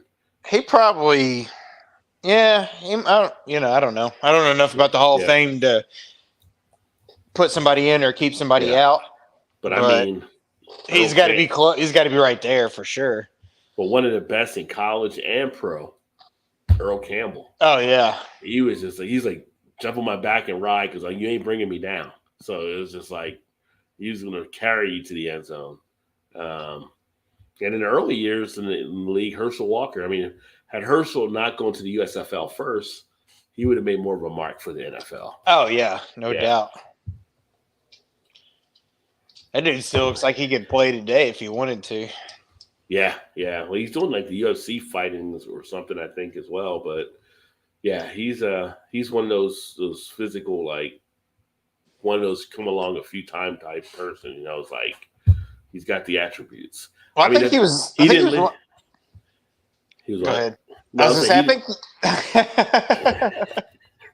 Go ahead. I was gonna say, I think he was one of the guys that, like, he never really lifted weights, but he always did like push-ups and sit-ups all day long instead of like weightlifting. He, like, kind of did it like naturally per se. Well, that's the funny thing, because I'm gonna say the same thing. So he hated lifting weights, so he would do 1,000 sit-ups and 1,000 push-ups each day.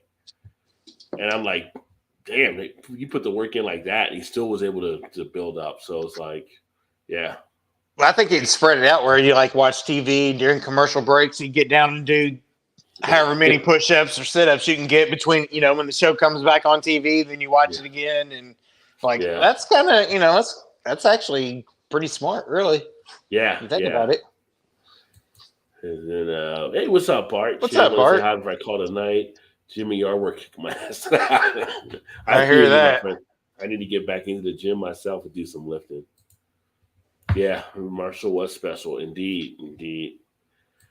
Peyton. Yeah, Peyton was, like I said, you put Peyton behind that Dallas line. I mean, he would have crushed stuff too. I mean, Peyton's sweetness. Oh, yeah. He definitely carried a lot of stuff. I mean,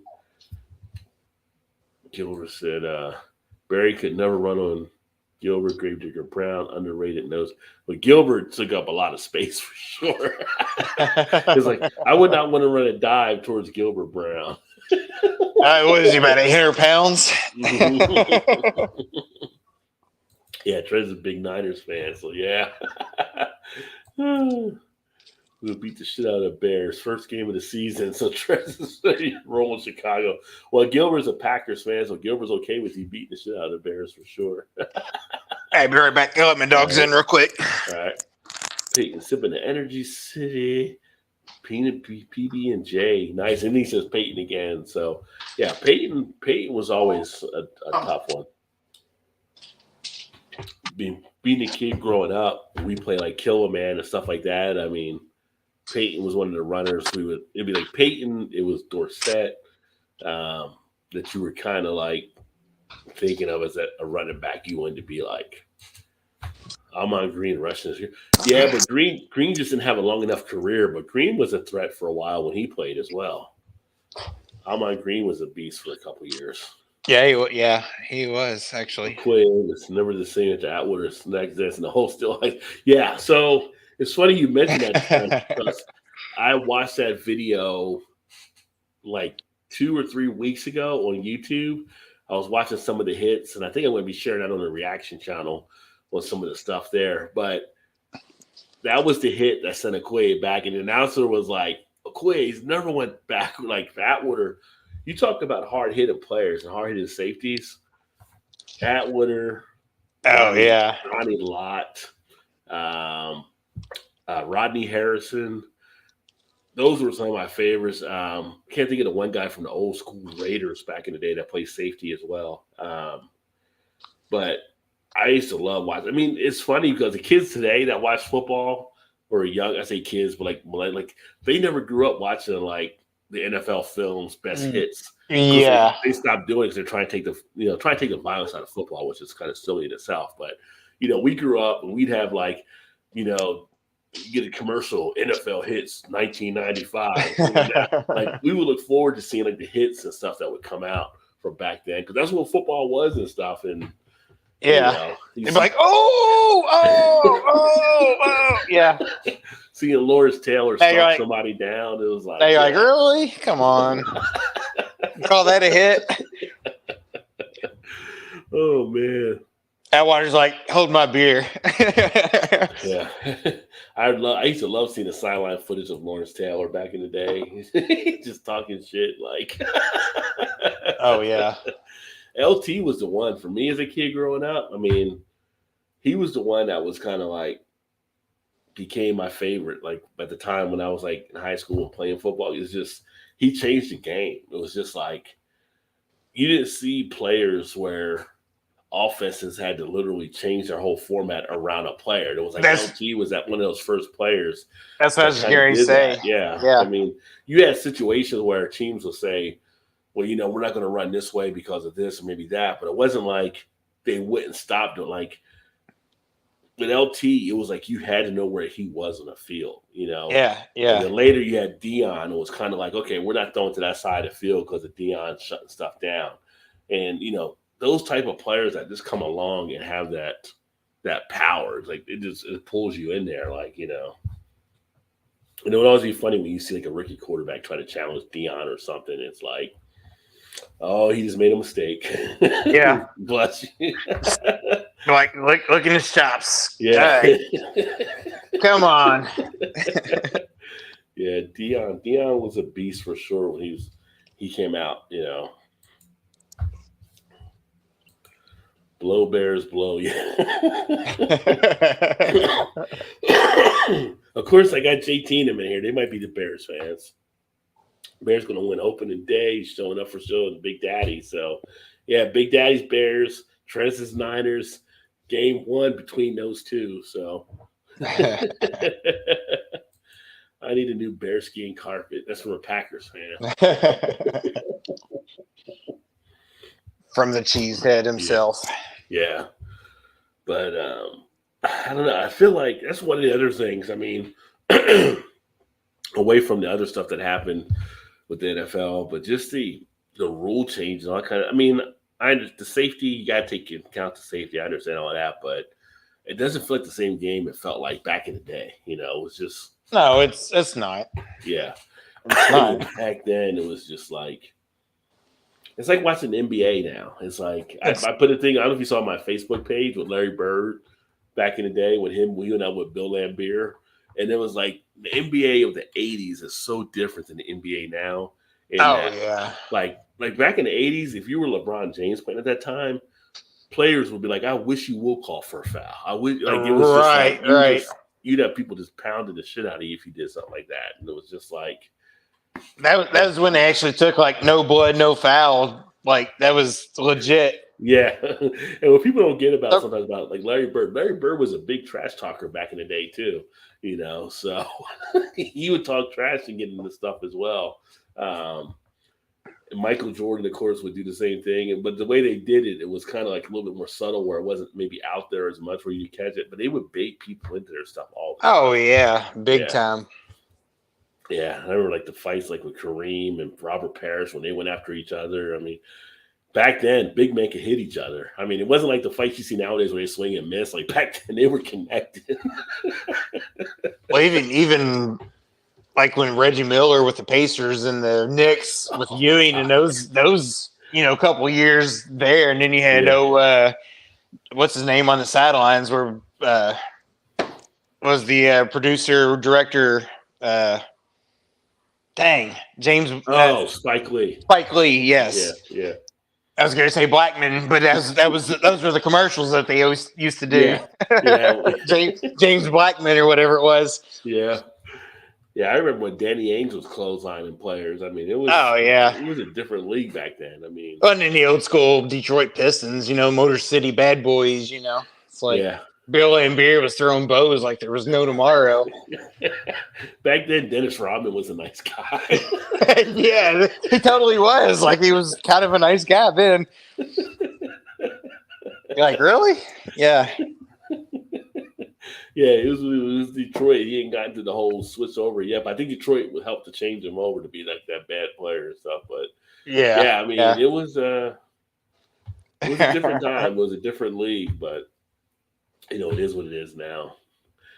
Well, and the other thing too, back then there wasn't none of these guys going to make super teams. You know what I mean? Like getting traded. We get the 3 best players in the league, and they all were like homegrown. They all became really good players. I mean, yeah, it was more talented. Spread throughout the league was more talented. Yeah, I mean, Like it all was the like teams were, even when you looked at Showtime, so it's like Kareem got traded to the Lakers, but Magic was drafted in by the Lakers. right. Worthy was drafted in by the Lakers, Cooper and all of them. So it wasn't like people were shuffling around to go team up type situation.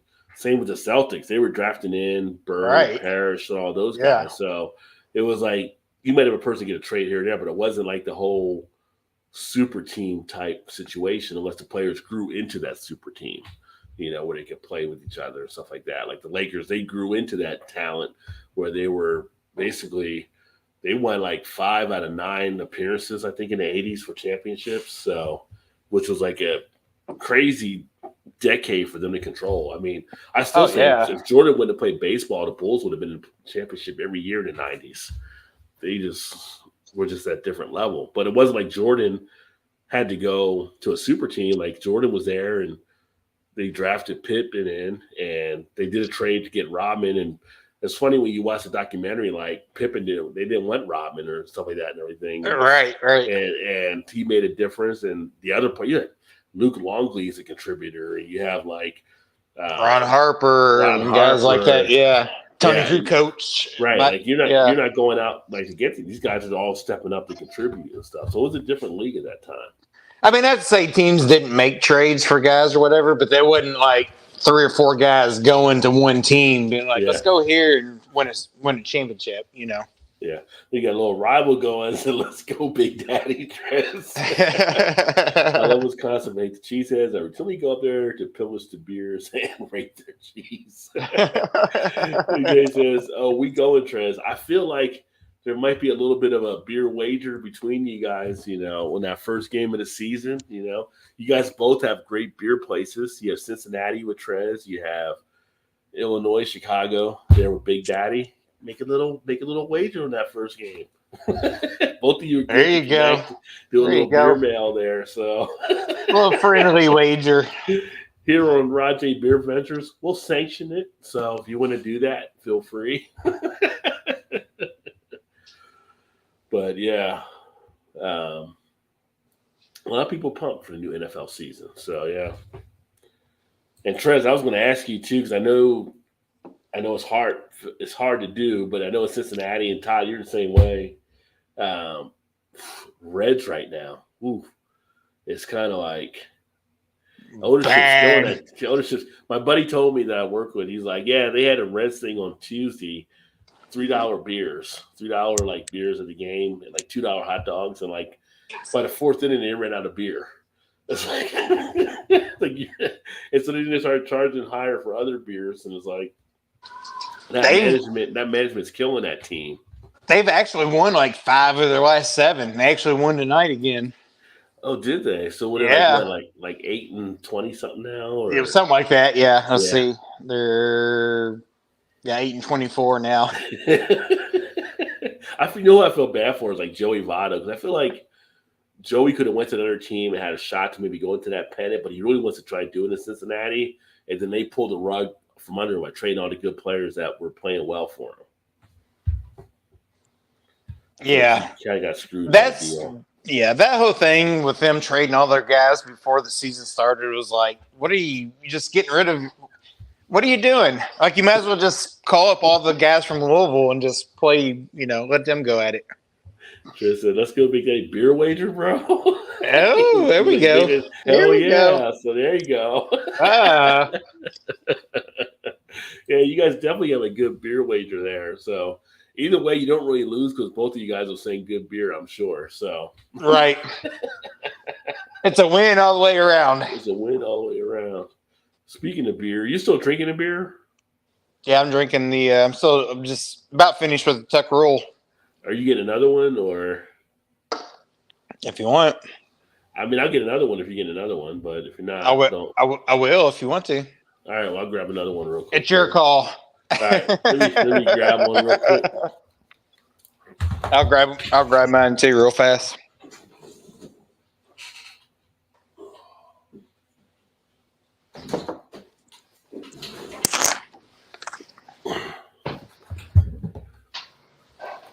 Well, I didn't know Todd was going to leave at the same time, so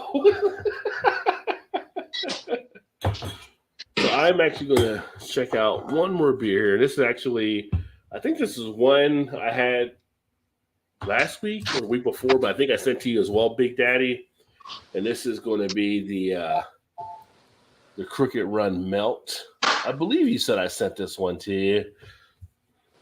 So this one here, Imperial Milk Stout with peanut butter, marshmallows, cocoa nibs. Oh, sorry, cacao nibs, not cocoa nibs. 10% ABV, and it's a tasty beer. It's a tasty beer. Oh, let me see. Yeah, the Reds are terrible. They seem to take a turn exactly. Yeah, it's they're struggling right now. So, I mean, I would love to see them get it turned around, but it's funny because even here in Baltimore now, I'm getting news about the Reds like struggling and stuff. Like they showed them on our TV here when they had the whole comment about the owner, like, "Oh, you better be careful what you ask for," type thing. Like, really, where are you going to go with the team? They're not going to let you take the team out of Cincinnati. I had to order a new cheesehead. It fell apart after 10 years. Well, it's good. Lasted for a while. Email your info, Big Daddy, Mojo205 at Yahoo. There you go. And Chug Todd. Yeah. So Todd went to go get a beer. But yeah, Big Daddy and Trez making a little wager. I like it. I like nice. it. We cracked this beer open. Damn, I got up. I almost forgot. What's it been? About a month ago, me and Shannon's dad cut down a tree in our front yard. So about a week and a half ago, I put some grass seed down. So I've been running the sprinkler and almost forgot it was on. And all of a sudden I was like, damn, did I turn that? So I had to run outside and turn it off real quick. I'd have woke up in the morning and letting that thing go all night long. It'd have been flooded. It was a swamp out there. Yes. I was thinking, damn, did I ever turn it off? I was like, I better go look. And hell, sure, I forgot all about it. Oh, cool. So you did get this beer as well. I can't remember if I did send this one or not to you, Big Daddy. Yeah, this is a pleasant beer. Which one was that one? This is the Melt. I think I had it last week. It's the Imperial Stout with the marshmallow and peanut butter. Oh, yeah. That's when he was bragging about that. I said, next time you send beers my way, send it my way. Are you going to go my way? Yeah. I couldn't remember if I did send the Big Daddy out, but he confirmed that I did. Yeah, I was thinking you said you did. Trade Joey to his hometown. I don't know where's Joey Votto from? Is he from Canada? I didn't know that. Mm-hmm. Toronto? I'm not sure where, but he's from Canada. I do know that. I mean, if they got a major league team, I don't know. It'd be kind of cool to see him probably go out with the hometown team for him. But he likes the Reds. He likes playing for the Reds. Gilbert, we will send him to you as much as you want him. You can have him. You not a Joey fan? Not really. Yeah. I thought he's a pretty decent guy. I mean, he's been okay. He's not been worth what they've paid him for the last 5 years or whatever, and for the next 5 years. But Gilbert did say Toronto. Yeah, you make him a Blue Jay for his last year or so. But probably like every other player, the Reds trade, they'll end up being good. Yeah. I mean, Votto's been good, but he'll be even better. Getting out of Cincinnati, they'll be better. Show-wise, have you started watching the Mayans yet? Have you caught up or got back into it? I haven't. Okay. But I was going to say I did finish Snowfall. Okay, so Snowfall, what did you think? That was pretty good. Like, it was pretty good. Yeah. I don't know where next season's going to go, but it left him, like kind of like it's going to be kind of crazy. I think. It can go in varying directions, I believe. Yeah. Like, what's her name going to be like the queen of it all? Right. She's going to run her own thing. Is Franklin going to get out with I don't know. And then what's his buddy's name that has the big afro? That was Leon. Leon. Yeah. It was like, if he does for sure or not. Well, they took off. They were taking off to go to Europe and everything. Or Well, I whatever. know, but Yeah. I mean, I feel like he's got to come back in at some point. Yeah, I thought it would be a nice little thing if he did get away because he had his head on towards the end, right? Like Yeah. yeah. I mean, I hope they don't like bring him back and screw it up. You could see him feeling a little guilt when he was leaving the projects. Right. Yeah, That's what I mean. Like, I could see him where just left enough door open where he could come back for sure. He left it in the wrong hands. Snowfall is pretty solid. The writing in the storyline to it is pretty solid. So I'm looking forward to seeing what happens. Yeah, I was kind of worried when John Singleton died. I wasn't sure where it was going to go, but it's been good.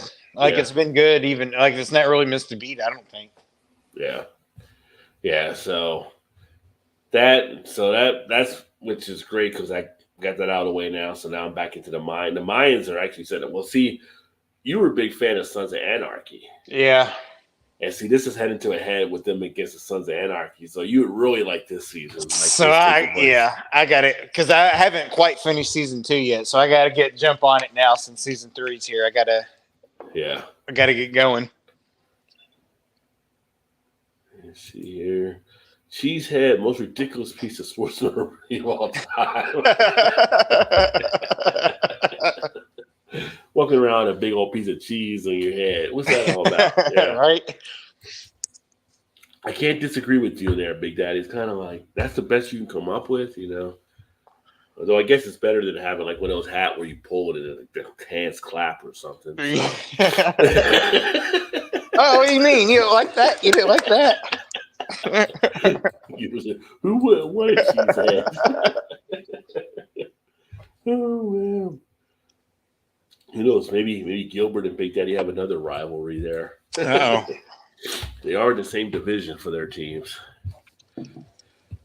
But so now I got that out the way.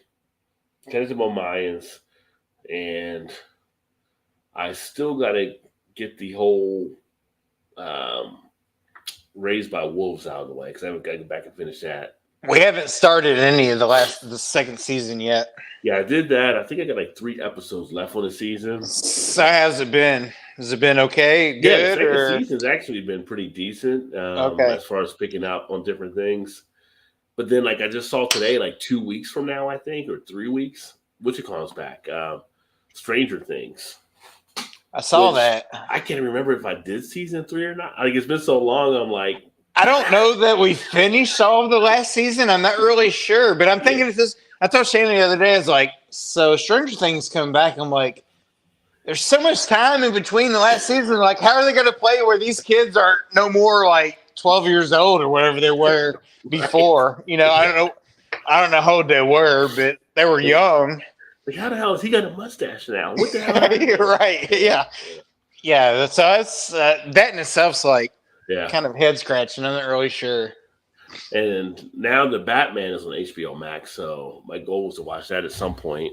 Yeah, I got friends on both sides of the fence, like that liked it and thought it was some liked it, some didn't. So the Batman, yeah, I think I'm going to probably like it because I like the whole detective angle that I know takes place, but I haven't watched it yet. Well, I think I've told you before. A guy, one of my coworkers, he's like a huge, comic superhero type guy, whatever. And he thinks this is one of the top 1 or 2 Batmans that he's seen. Yeah, well, that's cool. And he said it just kind of depends because of the variation of the Batman, like you said, like the whole, different variation of it. So it just kind of depends on the mood. Like it can go back and forth. Yeah. Of which one he would think is the best. But he really liked it. Well, my friends that read comics liked it more because they knew it was like the Batman more detective angle where it's kind of like he's more Batman and his alias is more Bruce Wayne. Versus the movies where it's like Bruce Wayne and then he's Batman. So it'll be interesting to see.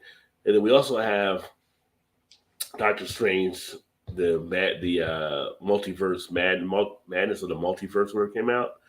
That looks pretty interesting because the MCU 5 was going to introduce the mutants. So if you've seen the trailer, there's actually in there where Professor X is talking, which is pretty cool. Oh, okay. Because what they're going to be doing is now having everything come together with the X-Men in this next like 5 or 6 part of the universe or whatever. So it's kind of, getting to my comic book geekdom here. It's kind of interesting to see how they're going to play this all out. Plus, I'm looking forward to seeing them bring back John Bernthal as the Punisher on the big screen, along with what you call him as Daredevil. So Marvel's making a ton of stuff right now. I was going to say. They gotta thank Wesley Snipes and Blade, because Blade was the one that got Marvel like big off into the movies back in the day, and when that was a big success, people started getting more and more into comic type stuff. So, and all those movies now are just like a boom, no matter what. Not to mention they have the new Blade they're working on too. So nice. That's with Makisha Ali. So that's going to be pretty good, I'm sure. Speaking of shows, we did finish. I don't know if you watched. Did you watch Ozarks? No, I still don't watch that yet. We finished the whole series. The whole series? Yeah, it's over now. Yeah. Pretty good. It was pretty good. Well, I know the one chick that's on it, the little blonde chick, she was really good on The Americans. Oh, yeah. She's way better in this, I think. Really? Okay. Oh, yeah. Yeah, Ozark is one I wish I would have got into more, but then when I was going to get into it, it was like they thought they were going to be done with it. And I was like, oh, I probably won't watch that. And they're like, oh, we have one more season. Like, oh. But I'm happy to say that, and also in a couple weeks, Peaky Blinders is back.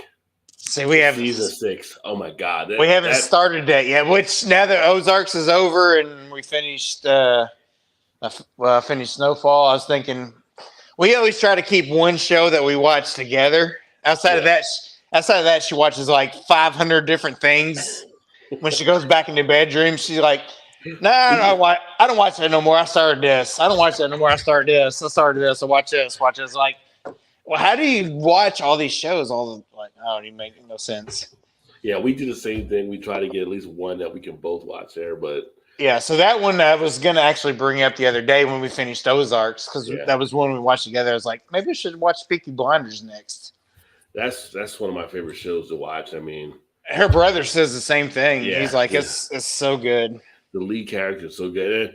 And I've been trying to avoid like spoilers on it because it came out in the UK earlier this year. We get it like 6 months later. So okay. On some of my feeds, it'll be like, oh, Peaky Blinders when Tom does it. I'm like, no, don't. No. Yeah. La. So I've already picked up a couple things that are taking place, but yeah. And I'm looking forward to seeing the gangs of, what was it? Like Gangs of London to come back. That was really good first season. So I'm big into like watching a lot of the UK shows. I actually enjoy it. I think there's some pretty good writing there. I feel like a lot of those shows are better. Yeah, I feel like they are too in a lot of ways. But the one thing you have to be, for people that watch it, haven't watched it, is getting the dialects down because of the different areas and the different things. But so you have to be really tuned in when you watch it. It's like watching Snatch or whatever. Like if you're not paying full attention, you're like, what did he just say? You're sitting there hitting the rewind button. So yeah. We'll usually watch those shows with subtitles on just so we can figure out exactly what's being said. Yeah. But the Gangs of London, the guys that's the lead on Gangs of London, he came off of Peaky Blinders as one of the brothers. So okay. Yeah, so he does a pretty good job. Nice. Vanessa's in the house. Cheers, Vanessa. Good What's to up, see you. Vanessa? I forgot it was Thursday. How did you forget it was Thursday? What? I hope you forgot it was Thursday, hoping it was Friday, right? Right, yeah, exactly. Hope we didn't think it was Wednesday on mistake. The Illuminati alternate universe. Yeah, the Doctor Strange thing is kind of an interesting type thing because I guess he envisions different things, but I haven't been to a movie theater in so long now. Like, are you guys like in the field going to a theater, or you kind of like to watch it at home now, or? We kind of stopped going to theaters before COVID hit, really, to be honest with you. Like, we didn't really go. Which is funny because we used to go all the time before our daughter was born. Yeah. And I feel like even after then, when Shannon's mom would keep her on the weekends, we'd go to the movies all the time. Then we just kind of stopped going. Like every now and again, it'd have to be something like we both really wanted to see. or vice versa if one of us wanted to really go see it at the theater. But I mean, shit, I can't tell you the last time I've been to movie theaters, to be honest with you. Yeah. I feel like there's certain things that are more of a draw. Like usually something like the Doctor Strange movie, I would see the theater because of the whole Marvel type thing. But I'm kind of like, you know what? I could watch this on a regular TV when it comes out too. So Right. Yeah. Well, and especially if you got like HBO Max that you can watch the Batman. Yeah. What? It's like 30 40, days 45 days later, whatever, for nothing. Or I don't need for to be the at the premiere. $5 a month or whatever it is. I mean, Yeah. saves you $60 to go see it at the theater. Yeah. Yeah. I feel like, I mean, when the whole COVID thing happened, I felt like they're talking about people not going to theaters, but they saw drive-ins popping up again. And I felt like it was just a reflip of this stuff. So we always adapt to whatever the situation is. And going to a drive-in actually would be kind of cool because that'd be kind of more memorable for me if we went to a drive-in movie rather than going to a sit-down thing. We actually have a pretty good drive-in here. Yeah. And they have like 2 screens. So they'll show like 2 on the main screen and then 2 kind of like on a corner or a little bit smaller screen. They'll play like 4 different movies. Oh, that's pretty cool. So if you time it right, if the movie links time out right, you could watch like the main one if there's one that you want to watch there, and then watch one over at the other, at the other theater. Mm. So you can kind of watch them both, different. Mm.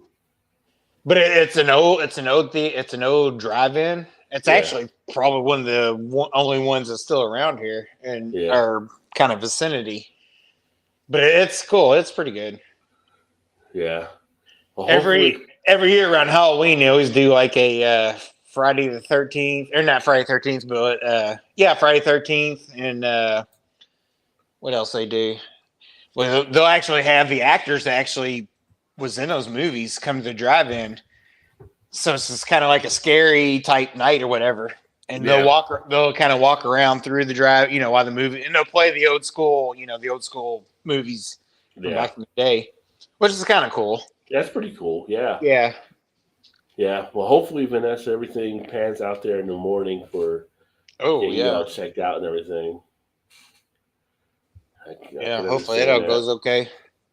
I just started this last season of Ozark and need to back to Godfather. I want to watch the Godfather Harlem, which I just found out I actually have Epics. I think that's on Epics. And I'm like, didn't know I had Epics in our cable thing, so I need to go watch that.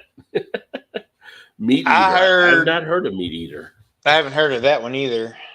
But they always talk about Godfather of Harlem on Howard Stern show, and they say how good that really is. Like Forrest Whitaker on that one, yeah.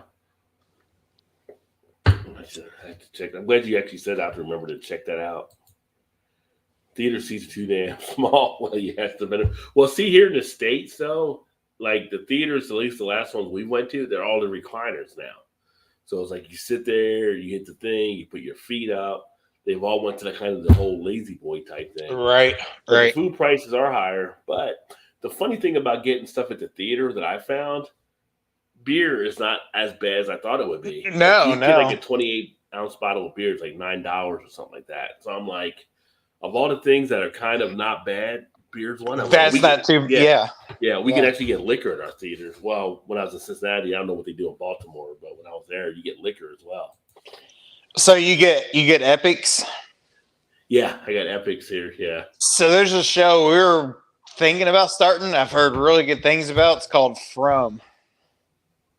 I haven't heard of that one. It's the same people that did Lost. Did you ever watch Lost when it was on? I did, but like by the end of the first season, I'm like, oh, they're like in purgatory or something. And they're like, people were saying that. ABC was like, oh, no, that's not the, like, dude, you're not smarter than the people watching the show right now. It's like, and then finally came out and said, okay, well, they were kind of, like, you're right. I liked it. I liked watching. Like the one guy that played Sawyer on there was the guy that played on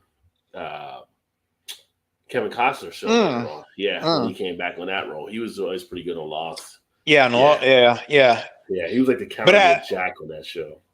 I think the main dude on From is, I can't remember, what was that black guy's name that was on Lost? Do you know? Oh, I know what you're talking about because he was on Oz. Yeah, he's the main. I think he's like the main dude on that show. But Yeah, I think it's from the creators or the directors, or whatever, from Lost that makes this show. yeah. I And did see I the want to watch it, and I've heard it was really good. I did see the trailer for that, but yeah, but he used to be on Oz as the guy in the wheelchair. Yeah, God, yeah. what was that guy's? What was his name? I can't remember Can't, what it can't remember his was name as now. a loss. Let's see. Oh, so he tried to email me, but he left that out. So shoot that over. Some theaters have great food and alcohol and serve you. Yeah. So before we moved here, like one of our places in Florence, Kentucky, you got service. You could do like a whole dinner theater night, and you'd be in the balcony, and they would actually bring you a menu and do a whole dinner Oh service. yeah, Yeah, so yeah. that's out there too. Heart monitors on for a month. Well, I mean, if it helps, so zero leg room. Yeah. Sometimes you just sit like on that main aisle where they have like next to the disabled or handicapped type chair where you have that leg room out front. Yeah, I was gonna yeah, say, yeah. yeah. Have all the room. Like, Yeah. yeah, no, got to get here a little bit sooner to get Because this space. you go to the theater, you got all these seats, right? And it's like you get in there, you're like, oh yeah, I'm gonna get perfect midsection seat or whatever like that and everything. Then other people come in and it's like, can I get they try to come by and sit where you're sitting at, or you're like, you got all this theater and you want to sit here now. Like it's like going to the bathroom in a urinal and the guy comes in and stands right next to you. We got all these urinals. Why are you standing right next to me? You know the rules. You know the rules. There's spaces in between. You don't stand next to a guy already at a urinal. Right, Yeah. right. Yes, exactly. It's like you just broke the code, my friend. I remember this one time when I don't think we were married yet. If we were, it was just like the first year or so. We might have been dating in. Shannon and I went to movies with her mom and dad one time. Mm-hmm. And we went to see Mission Impossible. Might have been Mission Impossible 3 then. I can't remember. So we went to one of the night. I mean, it was like one of the first weekends it was open, so it was like super crowded. So we sat right down in the front. When you first walk in, you have like that aisle kind of space between like the first row and then like the very front row of people. Mm-hmm. So you kind of have that space. So we sat like on the very front row of the space. So her dad is like, I go to the restroom and I'm gonna get something to drink. He was gone forever. And finally come back and sat down and we were like, where are you at? He walked into a different theater that happened to be showing the same movie. So when he sat down, he's like, I already saw this part because he already saw it because he sat down thinking like he thought we got up and moved. He didn't know he wasn't sure what the hell happened. He's like, what is going on? So he sat down, he's like, I already saw this. And he's like, it's like, wonder what took you. He was gone literally like a half hour. It's like, we didn't know what was going on. We laughed our asses off. I was like, what are you doing? That's pretty funny. Listen, strawberry daiquiri at theater isn't bad. Well, if you got a good bartender, Meat Eater, I'll have to check it out. And that Samuel L. Jackson show. Yeah. I watched Outer Range. Actually, I have not seen. I've seen the trailer for Outer Range, but I haven't watched it. But I like James Brolin. He's a pretty good actor. I was going to ask you if you watched that. So Shanna, I watched. We've got 2 episodes left. We haven't watched it all just yet. I haven't watched that yet. Yeah. So Vanessa, what do you think of it to this point? Because I think we're both kind of like in the middle of not sure yet. Well, speaking of like sci-fi type stuff, Westworld's about to come back, which I'm pumped up about that too. So I'm a big fan of watching Westworld. See that? I don't remember. It was season 2 just kind of got me out of the whole thing. It's great now what's happening. So I have to go back and watch that one again. Maybe I don't have Disney right now, so I haven't watched anything. Like I don't want another streaming service, but like all these shows are putting on Disney. I would like to see Moon Knight because I'm a big Marvel fan. We were talking about Marvel earlier. I may get it at some point and catch up on it. Is that the Obi-Wan? No, that's Star Wars. Oh. This is the Marvel character where he gets taken over. I was thinking Disney had a new they do have the Star Wars thing. Star Wars one coming out too, I think. Yeah. I've never been a huge Star Wars person though. Is there any empty theater people? There's sometimes there's empty. Like you'll get in there. Like we've been to some where it's kind of like spread out, but it's just funny when you go to one and it's like people start sitting next to you and it's like you got all this room. You got all this right? room. Yeah, right. I mean, we were here first. I know you want to try to get to the center spot because that's the golden spot, but we're already here. You're right. Sit in front of us or something, whatever. Yeah. Like the rules are, go to the next row or below, but you have to sit right like on top of each other. We don't know you. I don't know who you are. Spread out. I sit way in the back, away from everyone.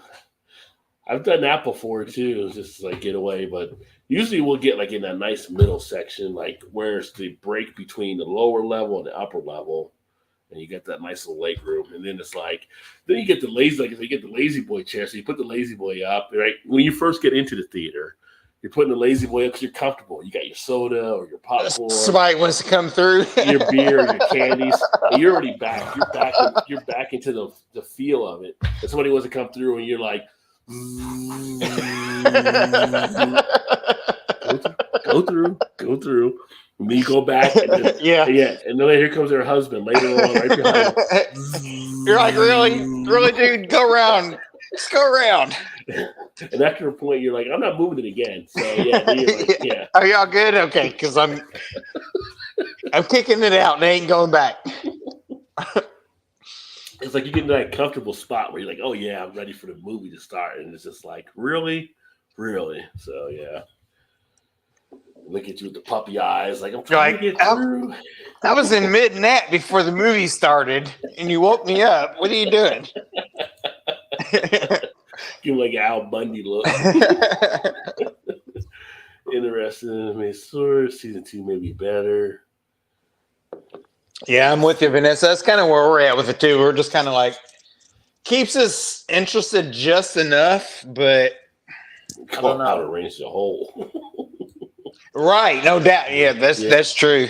That is true, James. I pay Disney, Hulu, a phone plan. I might actually. We had it at one point. My wife may have added it back. I don't know. I haven't looked at it. I have to check. Meat eater or do use hunting, fishing, preparing and cooking food, cooking animal, and usually the wild. Oh, that's pretty cool. So it's kind of like Alone, where they're actually showing stuff being done. Was that Alone show? Was kind of crazy as well. I don't know if you saw the thing for that, but they drop people off like on these little islands. Oh yeah. You're like you get a score before you tap out or whatever like that and everything. Like if you can. Or they're all completely by themselves, spread out, right? Yeah. Oh, that was pretty good. They're like they're showing this other season coming up, and they're like, "That's a polar bear." Like, polar bear's getting close. Just you gotta tap out. Like, what are you gonna do? You can't yeah. I'm out. Come get me. Because what is it? The last person survives was it like $250,000 or something? Yeah. That's actually a pretty decent show too, though. That's one of those shows of shit I'm not going to do. Not for $250,000. Like, no, come on. Like, I want to retire and pay all my shit off and be no worries. Then maybe. I mean, maybe. I'll go on Survivor and I'll tap out. They can put me in the resort for 20 days until everybody's done. Right. Because they can never send you home early because you don't know who wins. You would know if you're right. So it's like if you tap out, or you get voted out of the resort. It's vacation for a month. I'll drink some pina coladas. I don't care.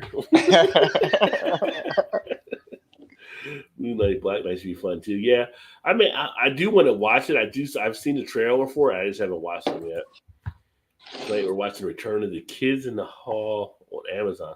Oh, that is awesome! I didn't know they brought back Kids in the Hall. That used to be a funny show back in the day. I don't know if you ever watched Kids in the Hall. Oh yeah, was that on? What was that on? Oh God, what the hell was that show? It was on HBO when they did Kids in the Hall. Oh, was it HBO? No, I was thinking of something else. And he's like, oh no! What are you doing? I'm pinching his head, and the guy would be pinching people's heads. Yeah, I remember that. No, I was thinking of the Whitest Kid You Might Know or something.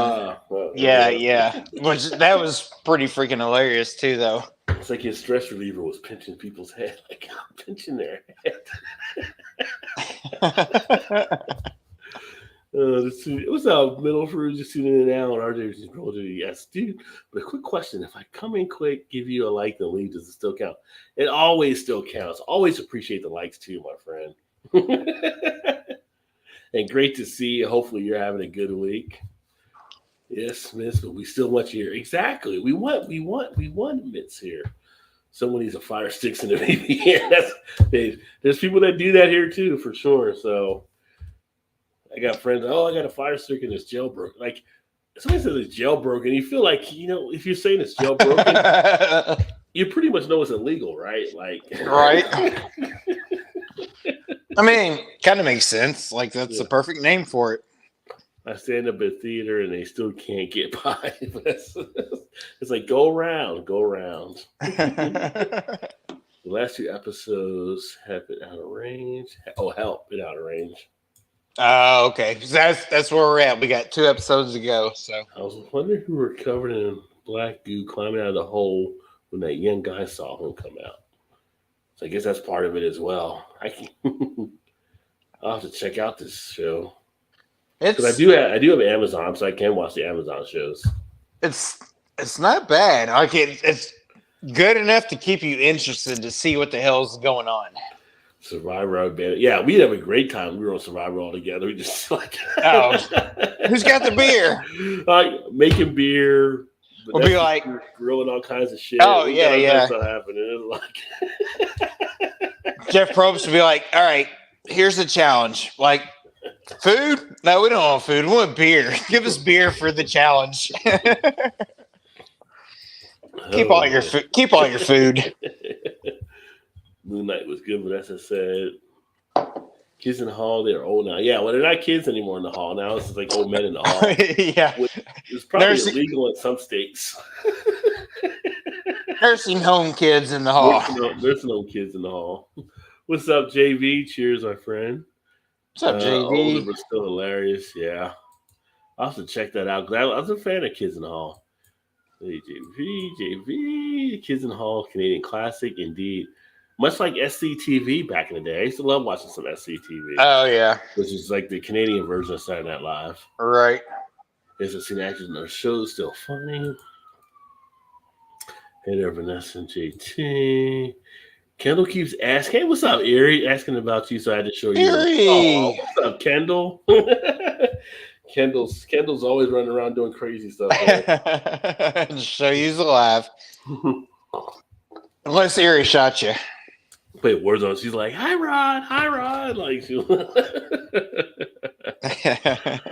Oh, hey, Erie.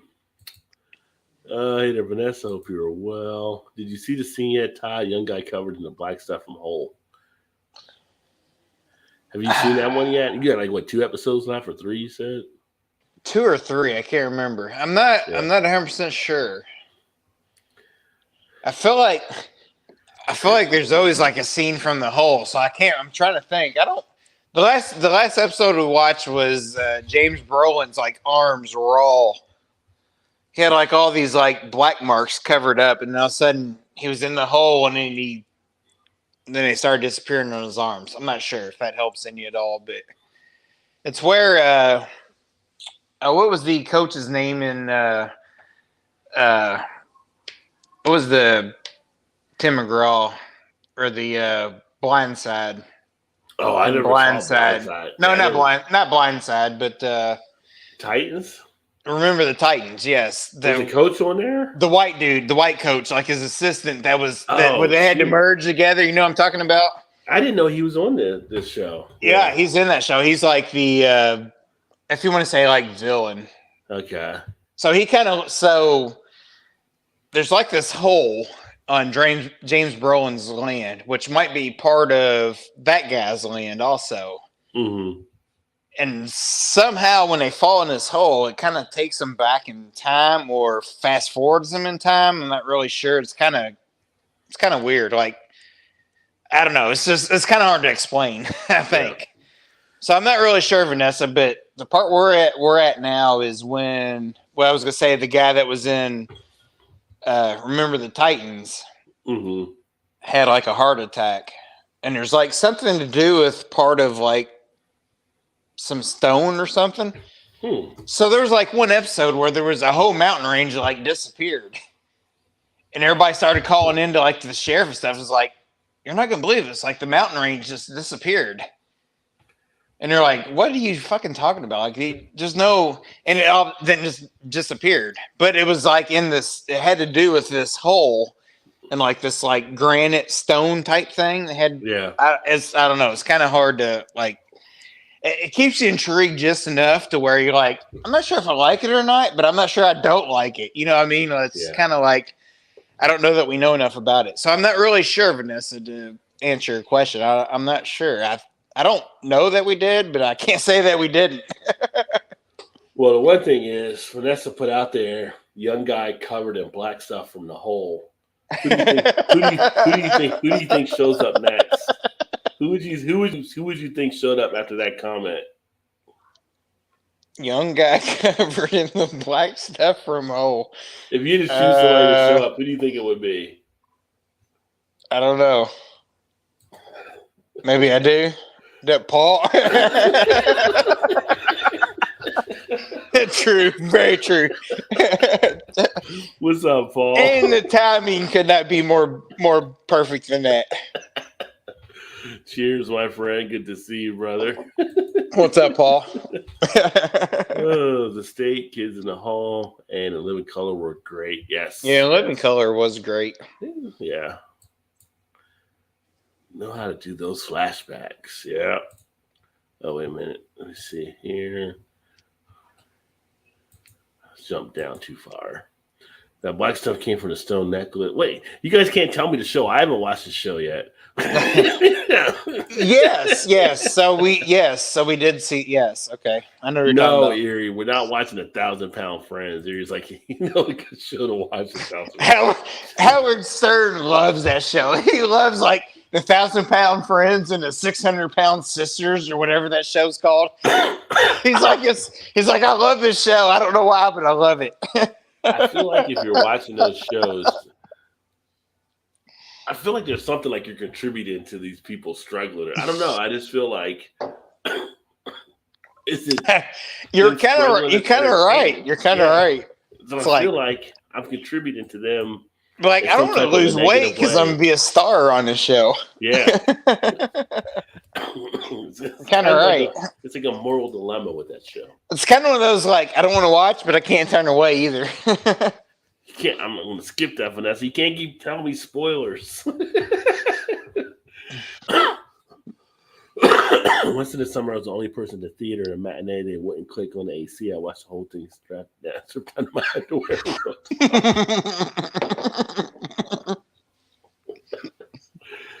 Oh. I mean, it was good stuff right there. I used to watch SCTV repeat at noon during school. I was cracking with the three shit. Yeah, I used to love watching SCTV. I thought SCTV was hilarious back in the day. Still is pretty funny stuff. I mean, you got people that came through in SCTV that some great actors. Oh, yeah. I like a different kind of dirty hole talk. Yeah, that's what you do, Paul. Yes, we know that, Paul. And I still feel like Paul will still be covered.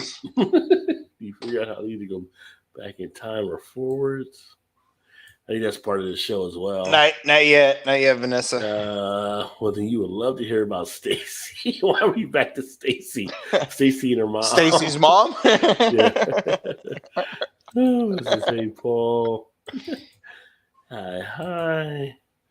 Set the record straight. I'm the refined Paul. Well, there's a difference between the two Pauls. Homie the Clown, we taped our newspaper's electrical tape just to play that. Homie the Clown, that was one of the skits that kind of was like people were doing. Homie, don't play that. I'm in the raw pool, Paul. Oh, they're trying to lose weight. Yeah, but I just feel like, I never watched the show, but I just feel like when it's called that, it's kind of like, I feel like some people watch it to make themselves feel better. Fun of the people, but it definitely makes them feel better, I think. Yes. Kind of like, I feel like they're exploiting these people, but I could be wrong. It could be part of that journey to help them as well. I just never watched it because I felt like that was how I would feel if I were watching something like that. I think I see your point because I'm kind of the same. Like I can see both sides of it. Like no, yes, no, yes. I don't know. I'm not sure. I mean, the same point. I watch Swamp People too, and I'm pretty sure when you're using subtitles in Americans, you're probably exploiting them. But I find it entertaining, right?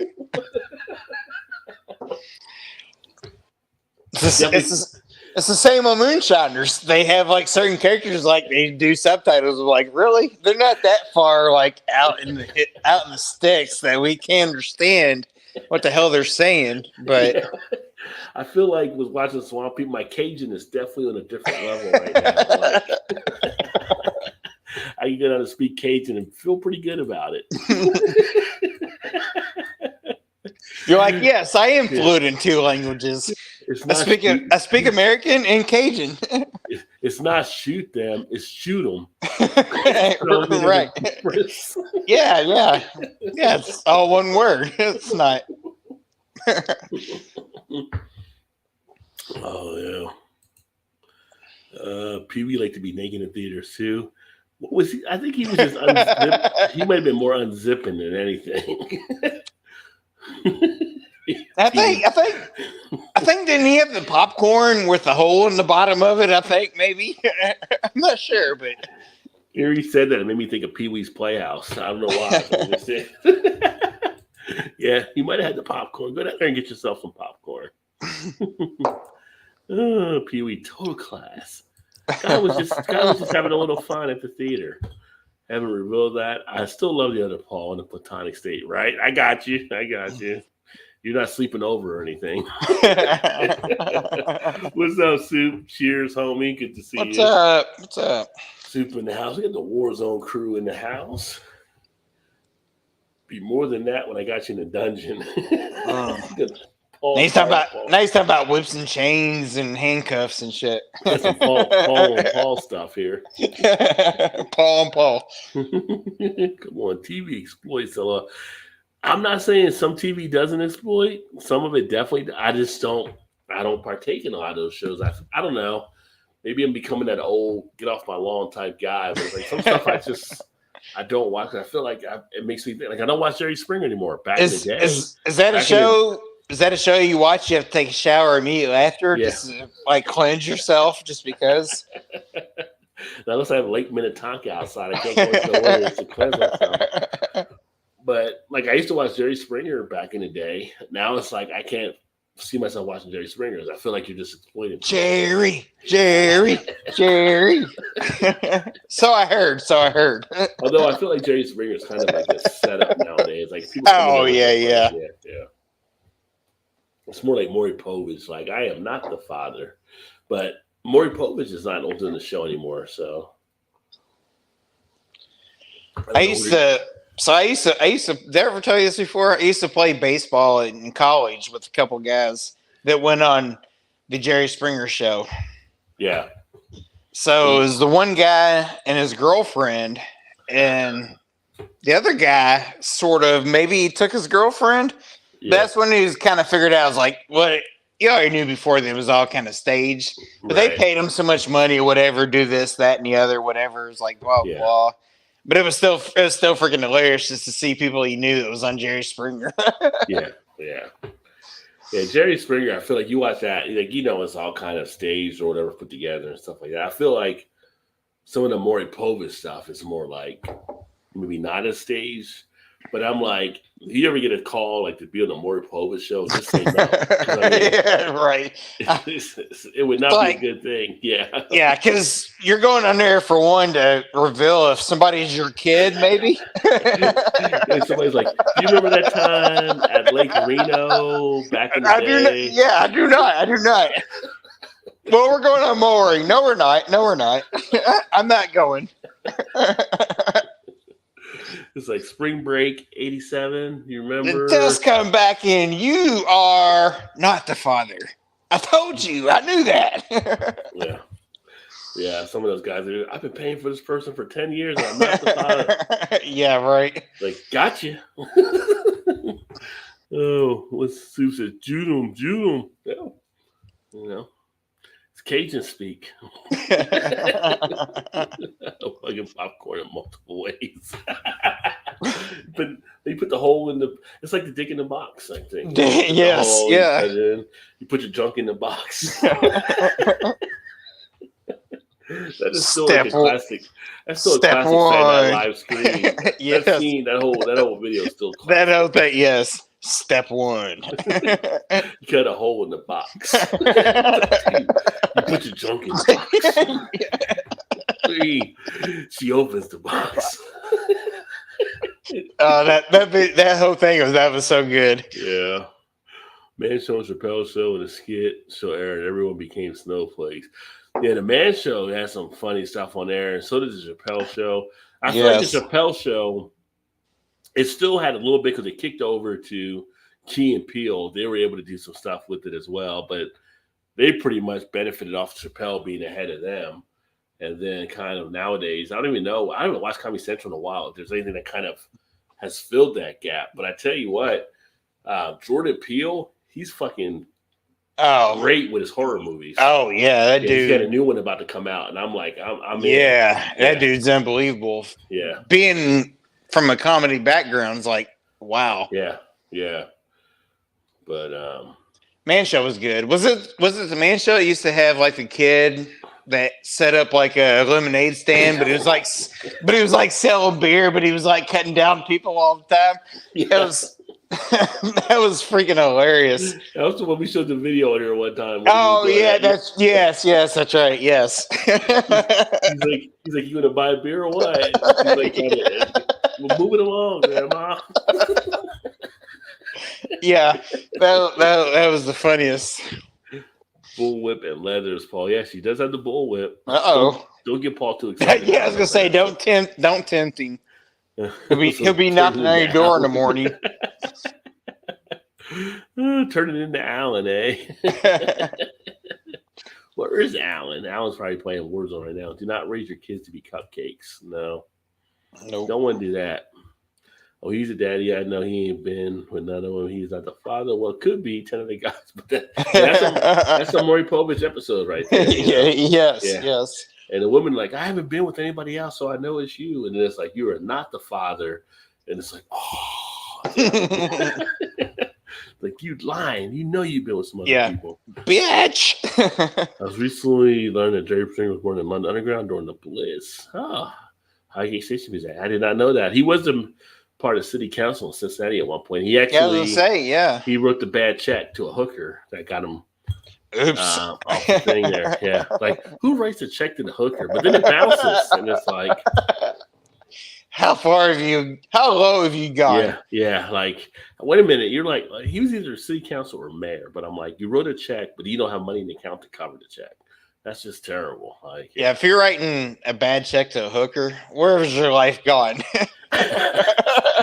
Sue said he used to love Ricky Lake, man. A thing for her. Ricky Lake? Yeah, okay. Yeah, she kind of blew up over the years, though. Yeah. In more ways than one.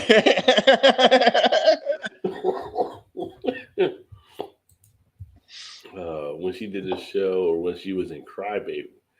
I remember, wasn't she in I mean, she probably did Crybaby as well, I guess, too. But I'm thinking of her from Little Shop of Horrors as well.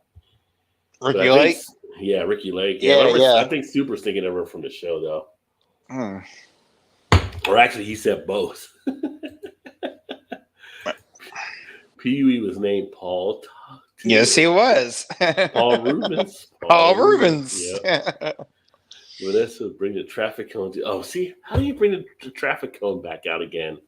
The Slovakian traffic cone. I'm not going to pull it up, but if you want to do a Google search, feel free to do so. Yeah, more power to you. And then be amazed when you find out what the Slovakian traffic cone is. And if somebody comes knocking on your door the next day, he's sitting here listening. Back in the day when Kimmel was funny. I think Kimmel still has some funny stuff that happens. I haven't watched him in a while, though. Well, I've been here for about 10 minutes. Guess you earned a like. Stick around longer, but Shanna isn't here to keep Todd in check. I trust you know my sense of humor by now. Yeah, cheers. Cheers, Paul. Yeah. We tried to get her in, but yeah, she's resting tonight. Maybe next week because she's off. She'll be off Thursday, Friday next week. So yeah, Trent's just cracking up over there. Hooker's mouse too. Yeah. Well, yeah. And more ways than one. Feed me some more. Feed me. Yeah, that's the thing. Every time I think of Little Shop of Horrors, that's the line that I always think of Rick Moranis in the plant. Feed me, Seymour. Little Shop of Horrors. Rocky Horror Picture Show's another one. You guys are funny. Well, appreciate that.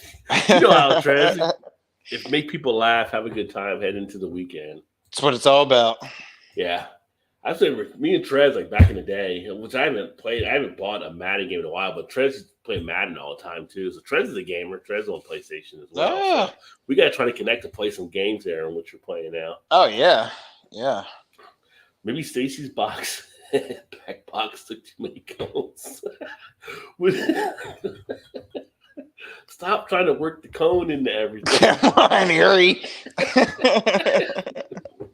The later Paul for JT.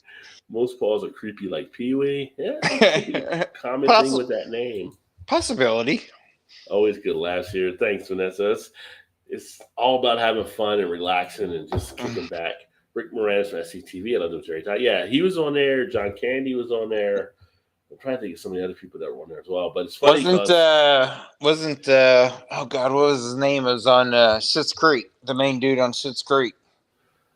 Oh, Eugene Levy? Yeah. He was on there. Yeah. Eugene Levy. But it's funny, like Saturday Night Live, some of them are Canadians that would come through as well. So, like Dana Carvey. I think Dana Carvey was.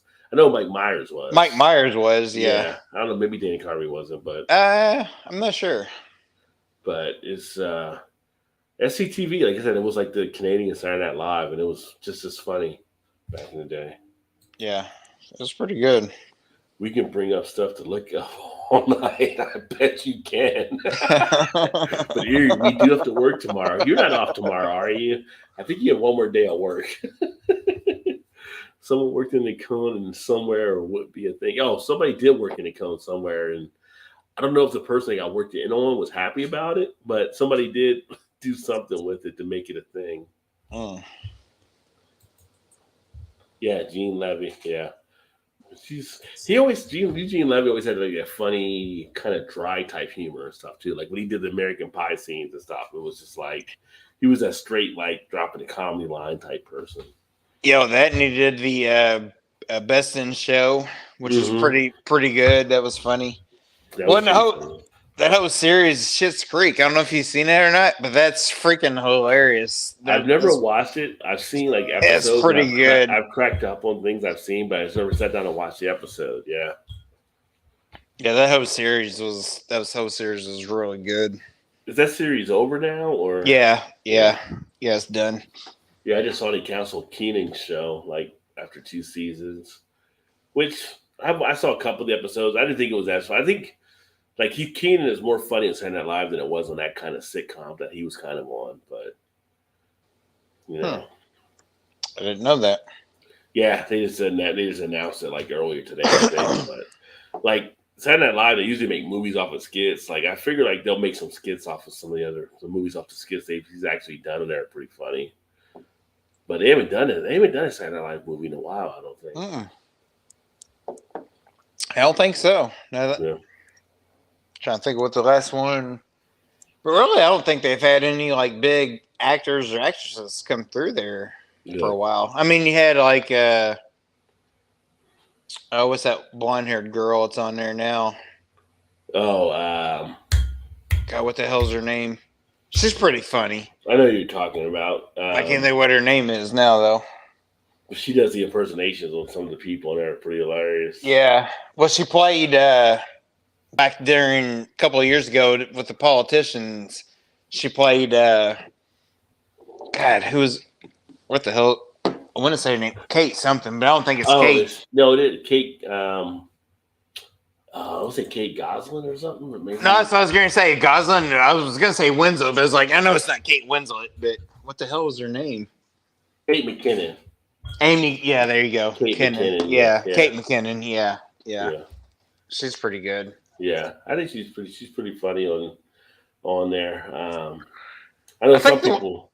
I think Che and what's his name that does The news, they do some the pretty good news. news ones. Yeah. I think they're one of the better ones in the last, I don't know, 20 years probably. It's done the news bits. I like those two guys. But it's like that. It's that dry humor again. You got to be able to prepare to really get it. But yeah, I think that's some pretty good ones there. Yeah. I'm trying to think who else is. Oh, what's his name that was on there? He's been on Saturday Night Live for like 30 years or something. What's like that Keenan? one? Keenan. Keenan's been around a while now. Yeah, he's been on forever. He's got to be like the longest running Saturday Night Live person on there. I feel like because usually you're probably off around 6-7 seasons on. He's been on there for a bit. I remember Tim Meadows was on there for a while. Yeah. But I'm thinking like Andy Samberg or whatever, he got off after probably 6 or 7 because he was doing Brooklyn Nine-Nine. Right. Who was the one guy that was in there? Who was the one guy that did Adam Sandberg? And they did the Chronicles of Narnia video, which was pretty hilarious. And they were doing the rap song. Who was that guy? I got to think of that. It was now.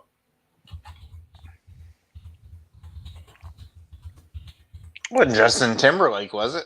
That's not your thinking. No, it wasn't Timberlake. Okay. It was. I know some of his Saturday Night Lives are some of the funnier ones. It was the Lazy Sunday rap. And that was back when it was Chris Parnell.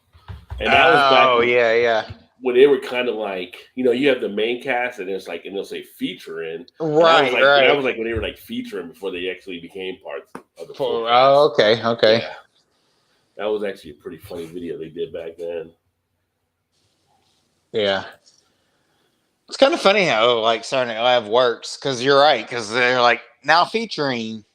Then a couple years later, they're like some of the stars, and they become like big wigs or whatever, and it's like the up and coming people. But like one of them, like Leslie Jones. Featuring, and she moved out real quick. Like, she did. She's like doing other stuff now, but she really was able to jump off from there. Well, she is pretty damn funny when you watch her do the stuff that she does. Yeah, she's pretty good. Let me see here.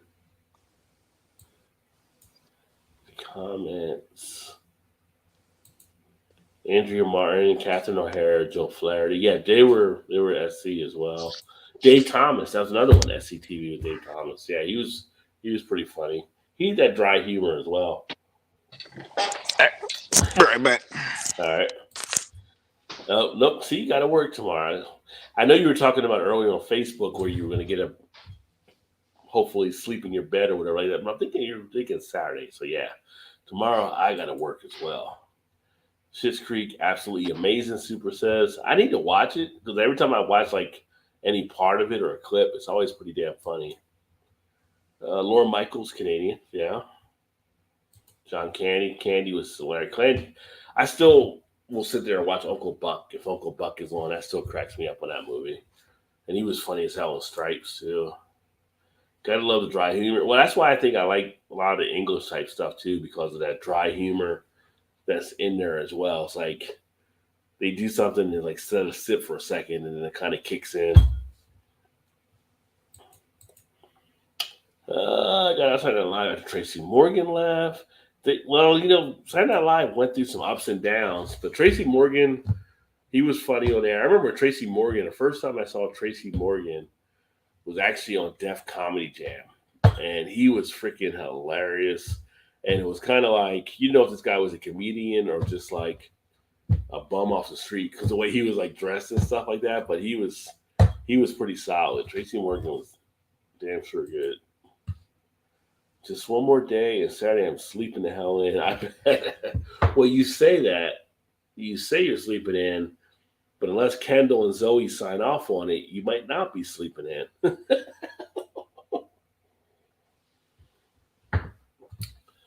Plane, Trains, and Automobiles, one of my favorite movies. Love Candy and Martin.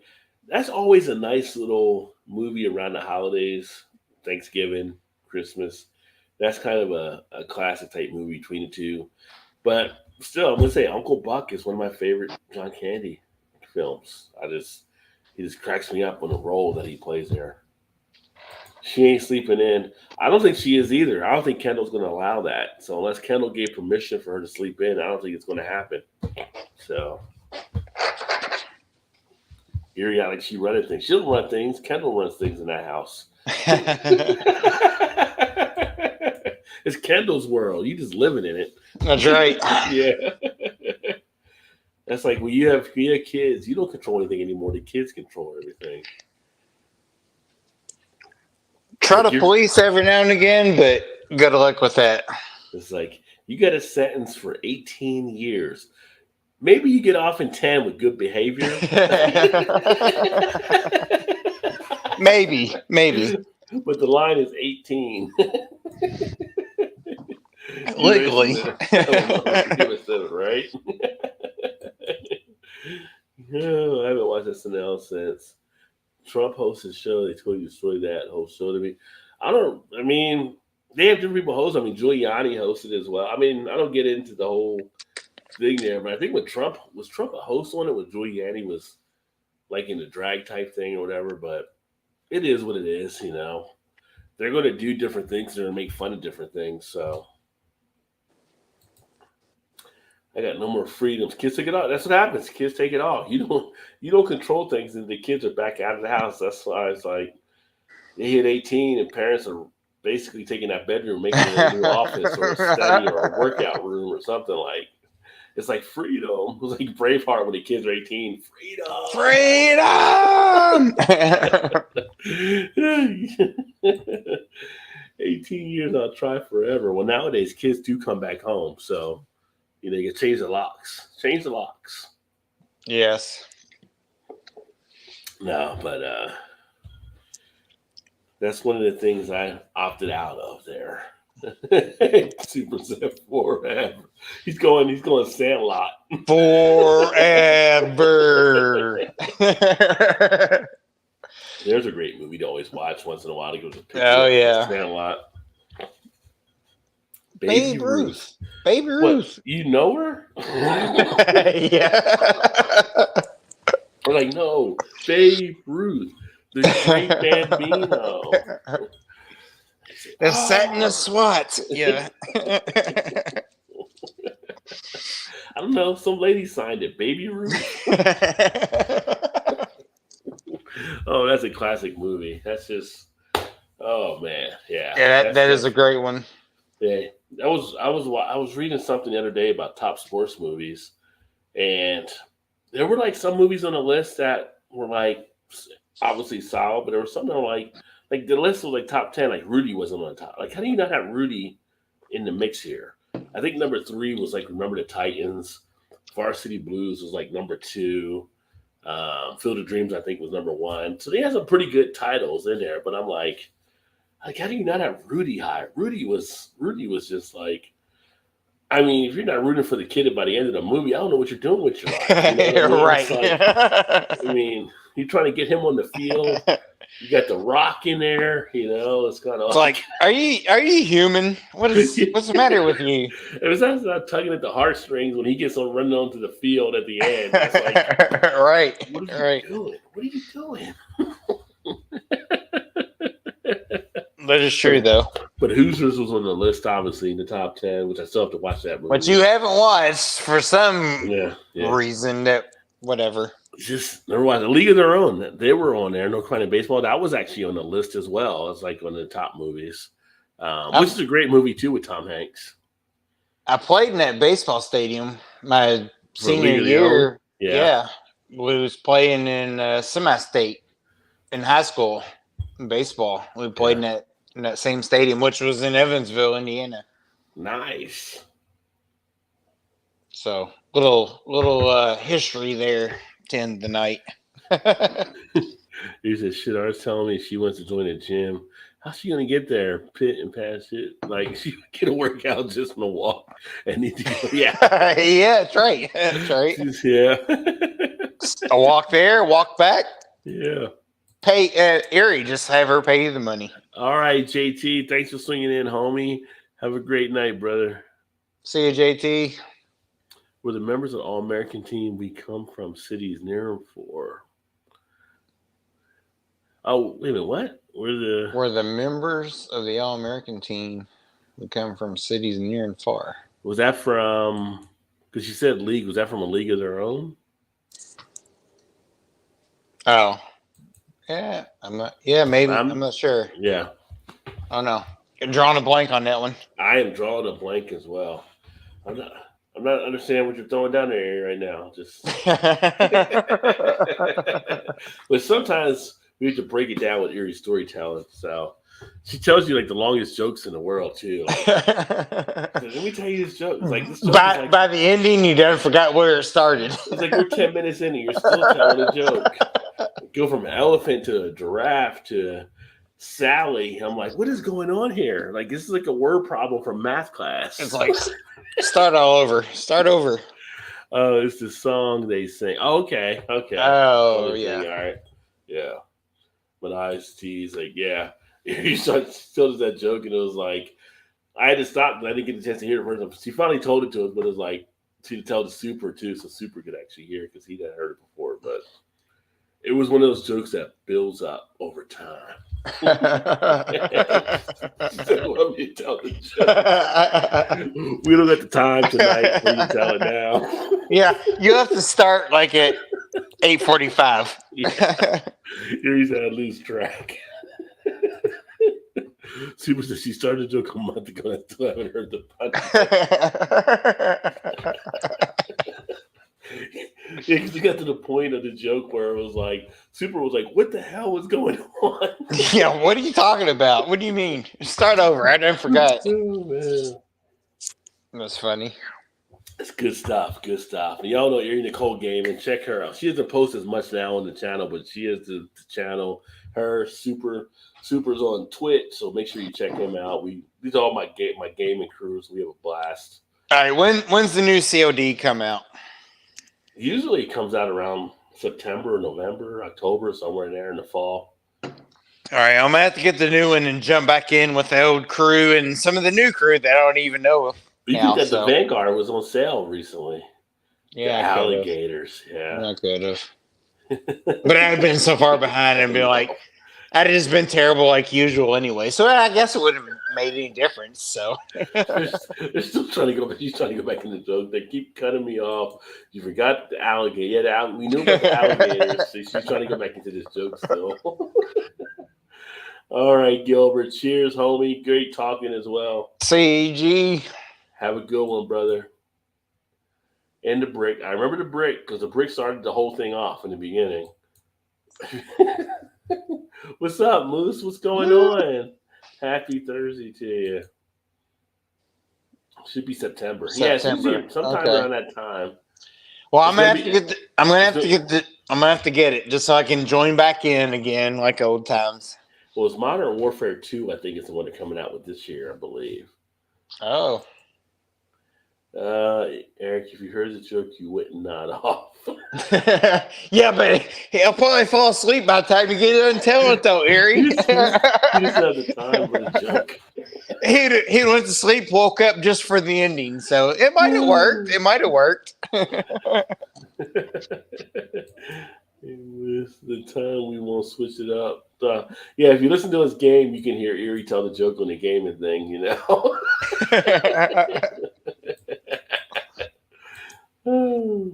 Lord, I can't type. Well, you're probably tired right now. But, yeah. But no, it's good stuff there. But yeah. Funny. But I'm definitely ready for the weekend. Oh, yeah. For sure. You know, I've downloaded FIFA and I haven't even turned it on since. Dude, I am hooked on FIFA right now. I know Alan's hooked on it as well. We'll have to get on there and play it then. Blake, he's like, yeah, I created my character on FIFA, so he's trying to figure out how to do it. He's like, my guy's like 6'9", 253. I'm like, in soccer? We're like, you're playing soccer. This isn't like football or like. Unless it's goalie, maybe. I'm like, you guys gonna win it real easy. He's like, I don't really know soccer that well. I'm like, well, that guy's too big. He's just too big. Right. Take our word for it. No moss. Fucking giants running around here. Easy giants running wind sprints. Actually, I think I turned it on, downloaded it, and turned it on like the where it downloads in the background, where you don't really turn it off, but it's like, and I haven't turned it on since then. Yeah, it's good. I enjoy it. Peace, Big Daddy, and Tyler gets you the Peace, Big Daddy. Well, yeah. I'll get it out. This weekend. I'm glad you enjoyed the beers I sent, though, my friend. But yeah, the only thing I would say is I found there was an error. If you do the auto save on career mode, make sure you're doing the manual save because auto save started screwing up. Where the system would crash. And EB found out, he did some research and saw that autosave seemed to be the problem. Oh, that sucks. So, but yeah, I'm enjoying it. I like it. I'm also getting big into, if you want to download like Blood Hunt, Vampire Masquerade. Was that the other one that was free this month? Well, it's free regardless. It's like kind of a neat game. Okay. But it's like Battle Royale, but you're like vampires, which is pretty cool. Sorry, earmuffs. You can't get on the Microsoft, but you can get on PlayStation or the PC. So me and Alan have been playing that, and it's been pretty cool. It's a guys' night game. Microsoft can't get it. And Soup, because Soup plays on Microsoft, is like, sorry, but they cut you guys out on this one here. But that's actually pretty fun. I'm liking that one. I have to check that one out too, then. So I'll be sharing more about the Vampire Masquerade, probably not more than Warzone, but I'll be sharing some of that stuff on the channel. Soup says, I hope it comes to Xbox. It probably won't. Yeah, right now which is stupid because you can do it on PlayStation and you can do it on PC. So you can take your Xbox controller and plug it into a PC and play it there, but you can't get it on your Xbox. You're right, yeah. Yeah. It's stupid. She's in denial. She's so in denial. Microsoft's still better. Like she can't even stream to like YouTube. It's just a Twitch. Is it though? It's like we can't hear her half the time when we're playing at Warzone. I know. When we used to play, she was like sound like she's in 3 rooms over talking. Like, are you in the same room trying to play? What's going on? What's going on here?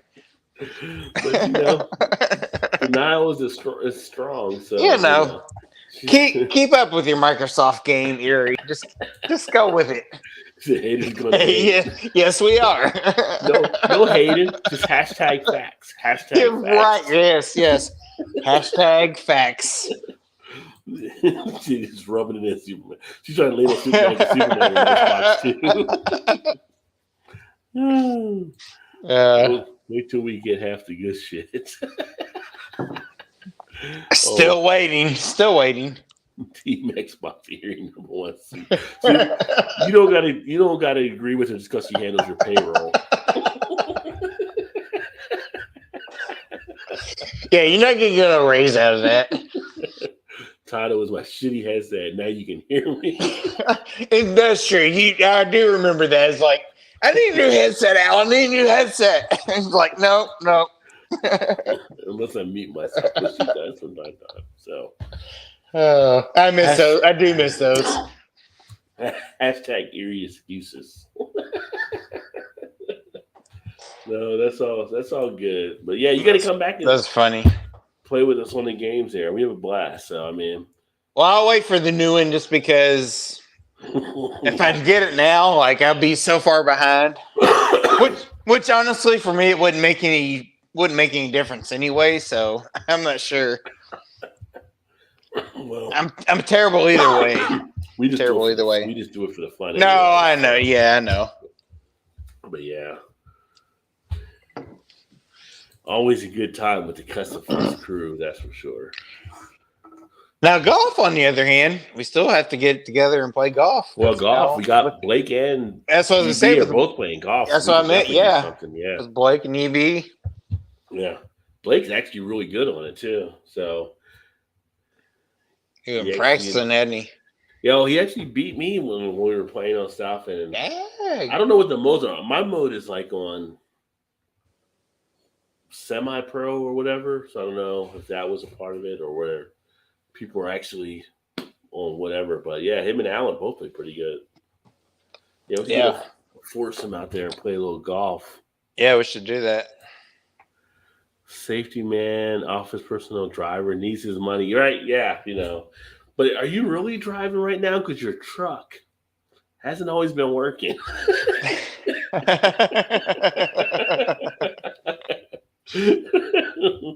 Poor Soup. Soup drives a truck with a company, and it's like seems like every day, like his truck is down, and like the mechanics have been working on like all the time. Like, are the mechanics trying to fix it, or is it just like they have no idea what's going on?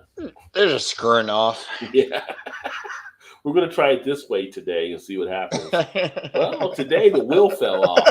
Yeah. All right. We'll put that other bolt back in. That's a new problem. Yeah. Let's try this one over here and see what happens.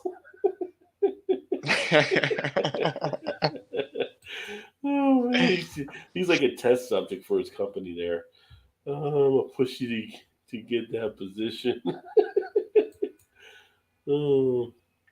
He's more office worker. Yeah, because he can't drive anywhere, so he's more in the office nowadays. Hey, there's nothing wrong with that. Nothing wrong with that. He's like, would you want your coffee with cream or sugar? Right. No, we haven't worked for a week. Because, your guys, like, I'd have to question what the guys are doing in the mechanic area. Like, if they're not, do you guys know how to fix the truck or what's going on here? So it's definitely like, kind of feeling it out like a type of thing and see what's happening. His truck has been down since November. I know. It's just like at some point you either buy a new truck or you get people that know how to fix it. Right, need new people. Zip ties and duct tape so much, right? True. I'm trying to make him full-time office employee. Well, it's heading that way. Like, he can't go anywhere. He wanted no choice. Like, you can't fix shit. Just come in the office. Come in the office. Come in the office and chill, right?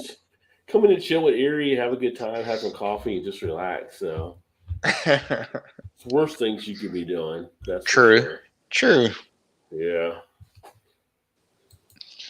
Boss lady may get it fixed. Yeah. I don't know. I mean, now Erie will get out there and she'll pop in the alternator or do some different stuff. So maybe she needs to be teaching the mechanics how to fix shit. Oh, there you go. Yeah, she knows how to get around in the engine and stuff. So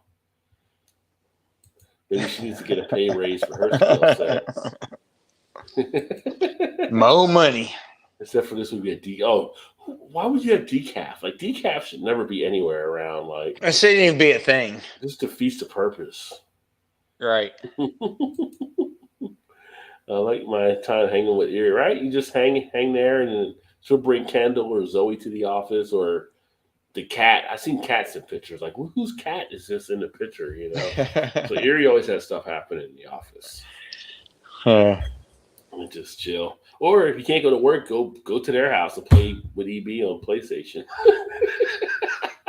There you go. Yeah. Or on a computer. I'll be hanging with EB. I'll be in the other room if you need me. Yeah. Stories even taught everyone about Volkswagen. Yeah.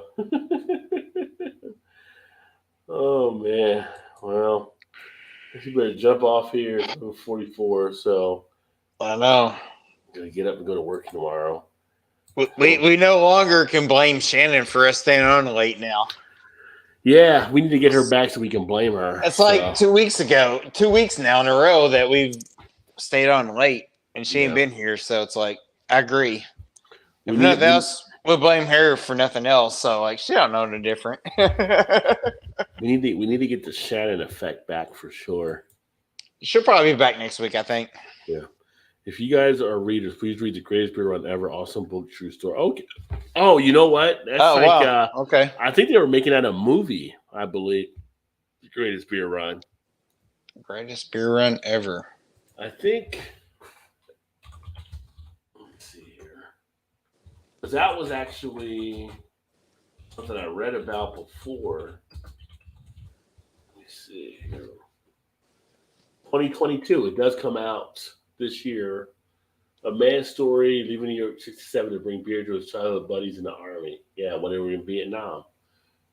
Oh wow. Okay. Let me see what it says about here. So it's going to be a movie this year? Yeah, 2022. Zac Efron, Russell Crowe. Oh wow. Rumored that Bill Murray's in the movie as well. Let me take a look here.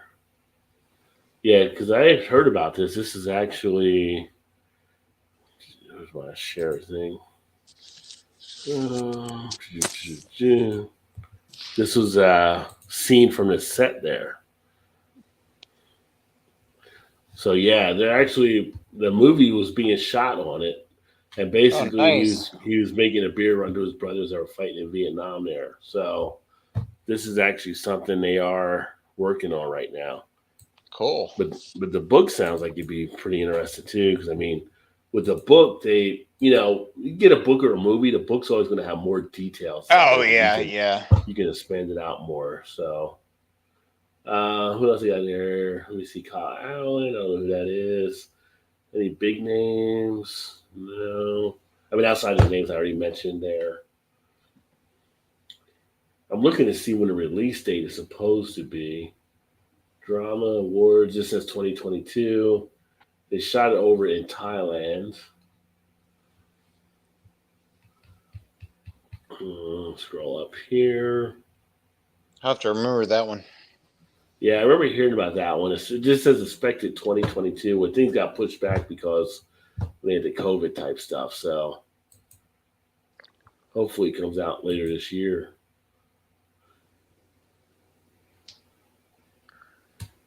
But yeah, the greatest beer run ever. Nice. Thanks for mentioning that there, Trez. Oh yeah. Yes. Which I don't know why this reminds me of this. You have HBO Max, right? Yeah. Have you watched any of the HBO or the Lakers series or whatever it's on there? No, I haven't watched any of that. I've been meaning to, and I saw where Jerry West is going to basically court or whatever over like on the characterization of them or something. It's pretty good. It's pretty good. Yeah. I haven't watched it all yet, but it's pretty good to this point. Yeah. I'd highly recommend it. What's up, NDT in the house? NDT. Cheers, homie. What's good up? To see you. If y'all can check out NDT, check him out as well. He's down there in Tennessee, and I gotta catch up on your video stuff to that. But he does like different things they've done, going to different spots in Tennessee. Because yes, they are, Rod. Yeah. I remember hearing about that. Trying to blame poor Shannon for y'all staying up late. We can do that. She's not here. Come on, Eric. You make it seem bad that we're blaming Shannon. She's used to us blaming her. Yeah. Right? Yes. Shoot, Donahue. It's an awesome book, and no problem. Yeah, that'd be definitely something to definitely check out there. So, good mention. Well, I think we're gonna wrap it up here for the night. Anything you have for a parting shot? Never do. I mean, I have nothing to promote except for tune in next Thursday, I guess. Maybe. I don't know. Yeah, next Thursday. And I might actually haven't decided yet over the weekend, but I might do some live reviews here on the channel as well. I haven't done those in a while. Those are always fun. So if I do that, make sure you guys, everybody subscribe here right now. We could maybe do the question game Saturday. I don't know what you're doing Saturday, but why does it gotta always be just Saturday night with her? Well, it could be tomorrow night if we wanted to be, I guess. I mean, I'm around. We could look at Friday or Saturday. I'm just like she's always like Saturday night. No. I was just saying Saturday because our daughter is going WWE Raw Saturday night. It's going down at the pavilion. Saturday's main event. No, I was just saying that because our daughter has prom Saturday, And she's already talked about like having friends over afterwards. So if that happens, we're going to be here for sure. Yeah. They'll be downstairs, but it doesn't mean we can't be upstairs doing the question game. That's the only reason why I brought it up. Yeah, we can definitely look at something there. So maybe. Could be tomorrow night too, maybe. Hell, it could be Friday and Saturday. Who knows? Yeah, we can look at doing some stuff. I mean, but we can't call into your COD time though. Well, depending on how late we go on CD, but I mean, I do the shows as well and stuff. So yeah. But I'll let you know if we decide to. Fighting King Kong and Godzilla on COD right now. That's kind of a weird type thing, but yeah. What? Erie's like, do it. You know, Erie's usually playing with him. She's like, do it. Let's do it. Like, so yeah. But I'll message you and let you see what's that. As far as I know, we're not doing nothing Saturday, so. Check with Queen Shannon and let us know. Right, yes, yeah. Get check with the boss. Yeah. Have a great weekend, fellas. You too, brother. You too, Trez. Soup's a great show. Appreciate you as well. Have a good night. And when you said upstairs, I didn't think question game. What did you think?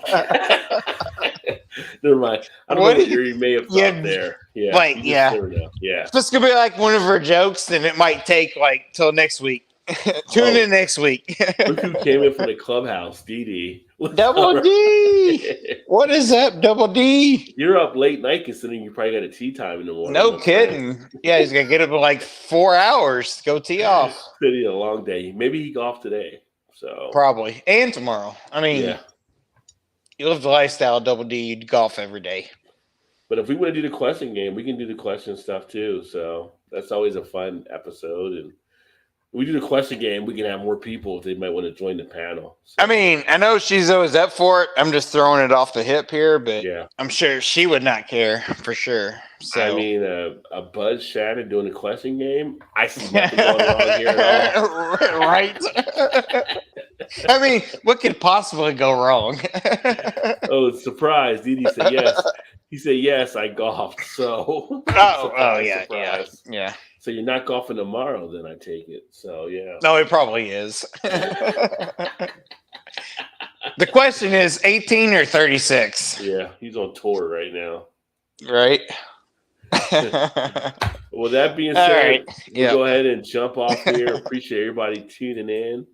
And then next week, for sure, we'll be back Thursday night. But maybe this weekend we'll get some other episodes in as well. You never know. Cheers, everybody.